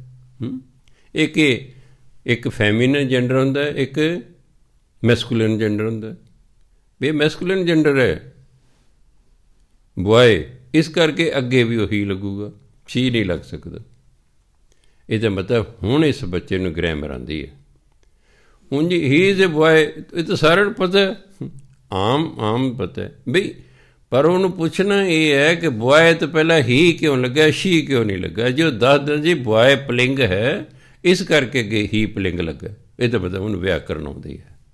ਉਹਨੂੰ ਕੋਈ ਵੀ ਵਿਆਕਰਨ ਸਿਖਾਈ ਜਾ ਸਕਦੀ ਹੈ, ਉਹਨੂੰ ਬੇਸਿਕ ਗੱਲ ਆ ਗਈ ਹੈ। ਕਦੇ ਪੁੱਛ ਕੇ ਦੇਖ ਲਿਓ ਅਚਾਨਕ ਹੀ ਬਾਈ ਚਾਂਸ ਵੀ ਕੋਈ ਤਸੱਲੀ ਤੁਹਾਡੀ ਕਰਾਉਂਦਾ। ਮੇਰਾ ਖਿਆਲ ਜਿੰਨੇ ਤੁਸੀਂ ਬੈਠੇ ਹੋ, ਕਿਸੇ ਟੀਚਰ ਨੇ ਕਦੇ ਤੁਹਾਡੇ ਤੋਂ ਇਹ ਗੱਲ, ਜਿੰਨਾ ਸਮਾਂ ਤੁਸੀਂ ਪੜ੍ਹੇ ਹੋ, ਕਿਸੇ ਨੇ ਪੁੱਛੀ ਹੋਈ ਨਹੀਂ। ਕਿਸੇ ਨੇ ਪੁੱਛੀ ਨਹੀਂ ਵੀ ਬੋਏ ਤੋਂ ਪਹਿਲਾਂ ਹੀ ਕਿਉਂ ਲਾਇਆ ਅਤੇ ਗਰਲ ਤੋਂ ਪਹਿਲਾਂ ਸ਼ੀ ਕਿਉਂ ਲਾਇਆ, ਪੁੱਛੇ ਨਹੀਂ। ਬਸ ਹੀ ਉਹ ਲੜਕਾ ਹੈ, ਠੀਕ ਹੈ, ਉਹਨੇ ਕਹਿੰਦਾ ਹੀ ਲੱਭਾ। ਜਦੋਂ ਅਸੀਂ ਕਿਸੇ ਨੂੰ ਗ੍ਰਾਮਰ ਸਿਖਾਉਣੀ ਹੈ, ਫਿਰ ਸਾਨੂੰ ਇਹ ਪੁੱਛਣਾ ਪਵੇਗਾ ਵੀ ਆਖਰਕਾਰ ਕਿਉਂ ਲੱਗਾ ਹੈ। ਤਾਂ ਮੈਂ ਤੁਹਾਨੂੰ ਦੱਸਦਾ ਵੀ ਕਿਉਂ ਇਹਨੂੰ ਹਾਹੇ ਨੂੰ ਔਂਕੜ ਲੱਗਾ ਹੋਇਆ ਹੈ। ਇਹ ਵੀ ਇਸ ਕਾਰਨ ਹੀ ਲੱਗੇ ਨੇ। ਜੇ ਹਾਹੇ ਨੂੰ ਔਂਕੜ ਨਹੀਂ ਲਾਉਂਦੇ, ਉਹ ਇਸਤਰੀ ਲਿੰਗ ਹੋ ਜਾਏਗਾ, ਅੱਗੇ ਪੁਲਿੰਗ ਹੈ, ਗੱਲ ਨਹੀਂ ਬਣਨੀ। ਸ਼ੀ ਇਜ਼ ਏ ਬੋਏ ਨਹੀਂ ਹੋ ਸਕਦਾ, ਕਿਉਂਕਿ ਉੱਧਰ ਦਾ ਬੋਏ ਹੈ, ਉੱਧਰ ਸ਼ੀ ਅੱਗੇ ਨਹੀਂ ਹੋ ਸਕਦਾ, ਗ੍ਰਾਮੈਟੀਕਲੀ ਗਲਤ ਹੈ। ਇਹ ਤਾਂ ਲੱਗੇ ਨੇ ਔਂਕੜ। ਹੁਣ ਜੇ ਗ੍ਰਾਮਰ ਦਾ ਗਿਆਨ ਨਹੀਂ ਤਾਂ ਪੜ੍ਹੀਏ ਇਹੋ ਕਿ ਪੜ੍ਹੀਏ ਰਾਹੋ ਵੇ ਪਰਵਾਹੋ ਵਿਸਾਹੋ, ਸੱਜਣ ਸੱਚਾ ਪਾਤਸ਼ਾਹ, ਧਿਆਨ ਦੇਗਾ ਇਹਨਾਂ ਤਾਂ ਠੀਕ ਕਹਿੰਦੇ ਨੇ। ਸਿਰ ਸ਼ਾਹਾਂ ਕੇ ਸ਼ਾਹੋ, ਵੀ ਉਹ ਪਾਤਸ਼ਾਹ ਤਾਂ ਹੁਣ ਸ਼ਾਹੋ ਕਿਵੇਂ ਹੋ ਗਿਆ ਬਈ। ਸੱਜਣ ਸੱਚਾ ਪਾਤਸ਼ਾਹ, ਸਿਰ ਸ਼ਾਹਾਂ ਦੇ ਸ਼ਾਹ, ਫਿਰ ਉਹ ਸ਼ਾਹ ਚਾਹੀਦਾ ਅੱਗੇ, ਜਾਂ ਦੋਨੋਂ ਪੜ ਸੱਜਣ ਸੱਚਾ ਪਾਤਸ਼ਾਹੋ, ਸਿਰ ਸ਼ਾਹਾਂ ਦੇ ਸ਼ਾਹੋ, ਜਾਂ ਫਿਰ ਐਂ ਕਹੋ ਨਾ 99.99% ਪਾਠੀ ਜਿਹੜੇ ਨੇ, ਚਾਹੇ ਕਿਤੋਂ ਦੇ ਵੀ ਨੇ, ਉਹ ਐਂ ਪੜ੍ਹਦੇ ਨੇ ਸੱਜਣ ਸੱਚਾ ਪਾਤਸ਼ਾਹ, ਸਿਰ ਸ਼ਾਹਾਂ ਦੇ ਸ਼ਾਹੋ। ਵੀ ਉੱਥੇ ਔਂਕੜ ਬੋਲਿਆ ਨਹੀਂ, ਉੱਥੇ ਜਾ ਕੇ ਔਂਕੜ ਬੋਲਦੇ, ਉੱਥੇ ਕਿਉਂ ਬੋਲਦਾ ਵੀ ਹੈ, ਗੱਲ ਤਾਂ ਉਹੀ ਹੈ। ਅਸੀਂ ਡੂੰਘੀ ਵਿਚਾਰ ਹੀ ਨਹੀਂ ਕਰਦੇ, ਬਸ ਠੂੰ ਠੱਪ ਜੀ ਕਰਦੇ ਹਾਂ, ਇਸੇ ਸਾਡੀ ਗੱਲ ਨਹੀਂ ਬਣਦੀ। ਕੋਈ ਵੀ ਤੁਸੀਂ ਕੰਮ ਕਰੋ, ਜੇ ਤੁਸੀਂ ਠੂੰ ਠੱਪ ਕਰੋਗੇ, ਤੁਸੀਂ ਡੂੰਘਾਈ ਤੱਕ ਨਹੀਂ ਜਾ ਸਕਦੇ, ਤੁਹਾਨੂੰ ਬੇਸਿਕ ਗੱਲ ਸਮਝ ਨਹੀਂ ਆਵੇਗੀ। ਹਰ ਇੱਕ ਚੀਜ਼ ਮਿਹਨਤ ਮੰਗਦੀ ਹੈ, ਅਤੇ ਮਿਹਨਤ ਕਰਕੇ ਕੋਈ ਰਾਜ਼ੀ ਨਹੀਂ ਹੈਗਾ ਹੈ। ਇਸ ਲਈ ਬਸ ਠੀਕ ਹੈ, ਚੱਲ ਰਿਹਾ। ਹੁਣ ਫਾਰਸੀ ਦਾ ਸ਼ਬਦ ਹੈ ਪੈਸ਼ਕਾਰਿਆ, ਚੌਥੇ ਪਾਤਸ਼ਾਹ ਬਾਰੇ ਆਉਂਦਾ ਸ਼ਬਦ ਪੈਸ਼ਕਾਰਿਆ। 99.99 ਇੱਕ ਵੀ ਕੀਰਤਨੀਏ ਤੋਂ ਮੈਂ ਪੈਸਕਾਰੇ ਸੁਣਦਾ ਰਿਹਾ। ਕਿਸੇ ਨੂੰ ਨਹੀਂ ਇਹ ਪਤਾ ਵੀ ਇਹ ਪੈਸਕਾਰਿਆ ਨਹੀਂ, ਇਹ ਫਾਰਸੀ ਦਾ ਸ਼ਬਦ ਹੈ, ਇਹ ਹੈ ਪੈਸ਼ਕਾਰਿਆ, ਸੱਸੇ ਪੈਰ ਬਿੰਦੀ। ਪੈਸ਼ਕਾਰਿਆ ਮੈਨੇ ਪਸਾਰਾ, ਜੋ ਤੁਸੀਂ ਵੇਖ ਰਹੇ ਹੋ ਪਸਾਰਾ, ਉਹਨੂੰ ਫਾਰਸੀ ਕਹਿੰਦੇ ਪੈਸ਼ਕਾਰਿਆ। ਪਰ ਲੈ ਤੁਸੀਂ ਕਦੇ ਕੀਰਤਨ ਸੁਣਿਓ ਜਿਹੜਾ ਉਹਦੇ 'ਚ ਆਉਂਦਾ, ਜਿਹੜੇ ਸਵਈਏ ਨੇ ਉੱਥੇ ਸਾਰੇ ਉਹਨੂੰ ਪੈਸਕਾਰਿਆ ਪੜ੍ਹਦੇ ਨੇ। ਕਦੇ ਕਿਸੇ ਨੇ ਯਤਨ ਹੀ ਨਹੀਂ ਕੀਤਾ, ਕਿਸੇ ਕਥਾਕਾਰ ਨੇ, ਕਿਸੇ ਨੇ ਕੀਰਤਨੀ, ਕਿਸੇ ਨੇ ਪਾਠੀ ਨੇ, ਵੀ ਅਸੀਂ ਦੇਖੀਏ ਤਾਂ ਅਸੀਂ ਕੋਈ ਡਿਕਸ਼ਨਰੀ ਫਰੋਲ ਕੇ ਵੀ ਇਹਦਾ ਕੀ ਉਚਾਰਨ ਹੈ। ਮੈਂ ਕਿਤਾਬ ਦਿੱਤੀ ਹੈ, ਹੈਰਾਨੀ ਦੀ ਗੱਲ, ਕੋਲ ਕਿਤਾਬ ਹੈ ਅਤੇ ਪੈਸਕਾਰਿਆ ਬੋਲੀ ਜਾ ਰਹੇ ਨੇ। ਮੈਂ ਉਹਨੂੰ ਬਾਹਰ ਪੁੱਛਿਆ, ਮੈਂ ਜਿਹੜੇ ਤੋਂ ਸ਼ਬਦ ਗਾਉਣਾ ਸੀ ਪਹਿਲਾਂ ਤੋਂ ਇਸ ਕਿਤਾਬ ਤੋਂ ਵੇਖਣਾ ਸੀ ਵੀ ਇਹ ਸ਼ਬਦ ਜਿਹੜੇ ਆਏ ਨੇ ਸ਼ਬਦ ਇਹਨਾਂ ਦੇ ਕੀ ਉਚਾਰਨ। ਮੈਂ ਤੂੰ ਤਾਂ ਦੇਖੇ ਨਹੀਂ। ਜੇ ਆਪਣੀ ਮਰਜ਼ੀ ਕਰਨੀ ਹੈ ਇਹ ਕਿਤਾਬ ਰੱਖਣ ਦਾ ਕਿਆ ਫਾਇਦਾ ਬਈ। ਮੇਰੇ ਕੋਲ ਹੋਵੇ ਡਿਕਸ਼ਨਰੀ, ਉਹਨੂੰ ਮੈਂ ਦੇਖਾਂ ਨਾ ਅਤੇ ਆਪਣੀ ਮਰਜ਼ੀ ਨਾਲ ਬੋਲੀ ਜਾਂ ਫਿਰ ਡਿਕਸ਼ਨਰੀ 'ਤੇ ਖਰਚਾ ਕਰਨ ਦਾ ਕਿਆ ਫਾਇਦਾ, ਕਿਤਾਬ ਰੱਖਣ ਦਾ ਕਿਆ ਫਾਇਦਾ ਕੋਲ। ਹਾਂਜੀ, ਉਹ ਤਾਂ ਇਸੇ ਲਈ ਹੈ ਕਿ ਜਦ ਤੁਸੀਂ ਪਾਠ ਕਰੋ ਦੇਖੋ ਇਹਨੂੰ ਕੀ ਬੋਲਣਾ ਹੈ, ਉਹ ਤਾਂ ਇਸ ਲਈ ਹੈ। ਪਰ ਕੌਣ ਕਰੇ ਇਹ ਕੰਮ? ਜੈਮਲ ਸਿੰਘ ਕਰੇ, ਬਾਣੀ ਸਾਨੂੰ ਆ ਜੇ, ਐ ਨਹੀਂ ਆਏਗੀ। ਤੁਸੀਂ ਮਿਹਨਤ ਕਰੋਗੇ ਤਾਂ ਹੀ ਤੁਹਾਨੂੰ ਆਵੇਗੀ। ਆ ਜਿਹੜੀ ਹੁਣ ਲਿਖੀ ਹੈ ਉਸ 'ਤੇ ਮੈਨੂੰ ਬਹੁਤ ਹੀ ਜ਼ਿਆਦਾ ਮਿਹਨਤ ਕਰਨੀ ਪਈ। 6 ਘੰਟੇ ਘੱਟ ਤੋਂ ਘੱਟ ਮੈਂ ਰੋਜ਼ ਉਹਨੂੰ ਲਿਖਦਾ ਸੀ, ਤਾਂ ਜਾ ਕੇ ਹੁਣ ਉਹ ਪੂਰੀ ਹੋਈ। 1 ਅਪ੍ਰੈਲ ਨੂੰ ਸ਼ੁਰੂ ਕੀਤੀ ਲਿਖਣੀ, ਹੁਣ ਉੱਥੇ ਚੈੱਕ ਕਰਾ ਰਿਹਾ, ਫਿਰ ਉਹ ਸਾਰੀ ਚੈੱਕ ਹੋ ਜਾਏਗੀ, ਫਿਰ ਉਹ ਛਪੇਗੀ ਦਸੰਬਰ ਦੇ ਐਂਡ 'ਚ, ਫਿਰ ਤੁਹਾਡੇ ਹੱਥਾਂ 'ਚ ਆਵੇਗੀ ਕਿਤਾਬ। ਸੋ ਇਸ ਲਈ ਆਪ ਹੀ ਪ੍ਰਸ਼ਨ ਕਰਕੇ ਆਪ ਹੀ ਉੱਤਰ ਲੱਭੀ ਜਾਈਦੇ ਨੇ ਵਿੱਚੋਂ, ਫਿਰ ਜਾ ਕੇ ਗੱਲ ਹੁੰਦੀ ਹੈ। ਗੁਰੂ ਮਹਾਰਾਜ ਭਲੀ ਕਰਨ, ਸਾਨੂੰ ਮਿਹਨਤ ਕਰਨ ਦੀ ਆਦਤ ਪਵੇ। ਇਹ ਠੂੰ ਠੱਪ ਨਾਲ ਨਹੀਂ ਗੱਲ ਬਣਿਆ ਕਰਦੇ। ਪਰਮਾਤਮਾ ਪਤੇ ਠੂੰ ਠੱਪ ਕਰਦਾ, ਉਹ ਵੀ ਸਾਨੂੰ ਓਨਾ ਕੋਈ ਫਲ ਦਿੰਦਾ। ਸਿਆਣੇ ਕਹਿੰਦੇ ਜਿੰਨਾ ਗੁੜ ਪਾਈਏ ਨਾ ਉਨਾ ਹੀ ਮਿੱਠਾ ਹੁੰਦਾ। ਬੰਦਾ ਬੜਾ ਅਜੀਬ ਹੈ, ਇਹ ਗੁੜ ਘੱਟ ਪਾਉਂਦਾ, ਮਿੱਠਾ ਬਹੁਤਾ ਭਾਲਦਾ। ਐਵੇਂ ਨਹੀਂ ਕਹਾਵਤਾਂ ਬਣੀਆਂ ਹੋਈਆਂ। ਜਿੰਨਾ ਗੁੜ ਪਾਓਗੇ ਓਨਾ ਹੀ ਮਿੱਠਾ ਹੈਗਾ, ਜਿੰਨੀ ਮਿਹਨਤ ਕਰੋਗੇ ਓਨਾ ਹੀ ਫਲ ਮਿਲੇਗਾ। ਠੂੰ ਠੱਪ ਕੀਤਾ ਨਹੀਂ ਗੱਲ ਬਣਨੀ। ਅੱਜ ਦਾ ਵਿਦਿਆਰਥੀ 80% ਵਿਦਿਆਰਥੀ ਠੂੰ ਠੱਪ ਕਰਦੇ ਨੇ, ਅਤੇ ਨੌਕਰੀ ਵੇਲੇ ਵੀ ਉਹਨਾਂ ਦੀ ਠੂੰ ਠੱਪ ਹੀ ਹੋ ਜਾਂਦੀ ਹੈ। ਗੋਲੀ ਕੋਈ ਨਹੀਂ ਵੱਜਦੀ ਚੱਜ ਨਾਲ, ਠੂੰ ਠੱਪ ਹੀ ਬਸ। ਉਹ 20% ਹੀ ਨੇ ਜਿਹੜੇ ਚੱਜ ਦੇ ਨੇ, ਜਿਹੜੇ ਮਿਹਨਤਾਂ ਕਰਦੇ ਨੇ। ਗੁਰੂ ਮਹਾਰਾਜ ਭਲੇ ਹੀ ਕਰਨ। ਸੋ ਗੁਰੂ ਮਹਾਰਾਜ ਕਹਿੰਦੇ ਅੰਤ ਨਾ ਸਿਫਤੀ ਕਹਿਣ ਨਾ ਅੰਤ, ਕਿਉਂਕਿ ਪੌੜੀ ਲੰਮੀ ਹੈ ਅਤੇ ਇਹ ਪੂਰੀ ਨਹੀਂ ਹੋਣੀ, ਇਸ ਲਈ ਸਮਾਂ ਹੋ ਗਿਆ ਹੈ। ਇਹ 24ਵੀਂ ਪੌੜੀ ਦੀ ਕਥਾ ਜਿਹੜੀ ਹੈ ਕੱਲ੍ਹ ਨੂੰ ਸ਼ੁਰੂ ਹੋਵੇਗੀ। ਸੋ ਇਸ ਲਈ ਆਪ ਜੀ ਨੂੰ ਬੇਨਤੀ ਹੈ, ਜਦੋਂ ਵੀ ਬਾਣੀ ਪੜ੍ਹੋ ਬੜੇ ਧਿਆਨ ਨਾਲ ਪੜ੍ਹੋ, ਆਪ ਹੀ ਪ੍ਰਸ਼ਨ ਕਰੋ, ਆਪ ਹੀ ਫਿਰ ਉੱਤਰ ਲੱਭਣ ਦੀ ਕੋਸ਼ਿਸ਼ ਕਰੋ, ਅਤੇ ਜੇ ਨਾ ਲੱਭੇ ਤਾਂ ਫਿਰ ਦਾਸ ਨੂੰ ਟੈਲੀਫੋਨ ਕਰਕੇ ਪੁੱਛ ਲੈਣਾ। ਕੋਸ਼ਿਸ਼ ਕਰੋ, ਮਿਹਨਤ ਕਰਨੀ ਆਪਾਂ ਨੇ, ਤਾਂ ਜੋ ਗੁਰੂ ਮਹਾਰਾਜ ਸਾਡੇ 'ਤੇ ਖੁਸ਼ ਹੋਣ ਕਿ ਮੇਰਾ ਸਿੱਖ ਮਿਹਨਤੀ ਹੈ। ਤੁਹਾਡਾ ਬੱਚਾ ਮਿਹਨਤੀ ਹੈ, ਤੁਸੀਂ ਖੁਸ਼ ਹੋ। ਬੱਚਾ ਮਿਹਨਤੀ ਨਾ ਹੋਵੇ ਤੁਸੀਂ ਨਹੀਂ ਨਾ ਖੁਸ਼ ਹੁੰਦੇ। ਜੇ ਸਿੱਖ ਵੀ ਮਿਹਨਤੀ ਨਾ ਹੋਵੇ ਫਿਰ ਗੁਰੂ ਖੁਸ਼ ਨਹੀਂ ਨਾ ਹੋਣਗੇ ਵੀ ਮੇਰਾ ਸਿੱਖ ਵਿਹਲਾ ਬੈਠਾ, ਮਿਹਨਤ ਨਹੀਂ ਕਰਦਾ ਹੈ। ਆਪਾਂ ਭਜਨਬੰਦੀ ਕਰਨੀ ਡਟ ਕੇ, ਜਿੰਨਾ ਵੀ ਸਮਾਂ ਮਿਲੇ ਉਹਦਾ ਸਦਉਪਯੋਗ ਕਰਨਾ ਹੈ, ਉਹਦੀ ਸਹੀ ਵਰਤੋਂ ਕਰਨੀ ਹੈ, ਭਜਨ ਬੰਦਗੀ ਕਰਕੇ ਆਪਣਾ ਜੀਵਨ ਲੇਖੇ ਲਾਉਣਾ। ਵਾਹਿਗੁਰੂ ਜੀ ਕਾ ਖਾਲਸਾ, ਵਾਹਿਗੁਰੂ ਜੀ ਕੀ ਫਤਿਹ।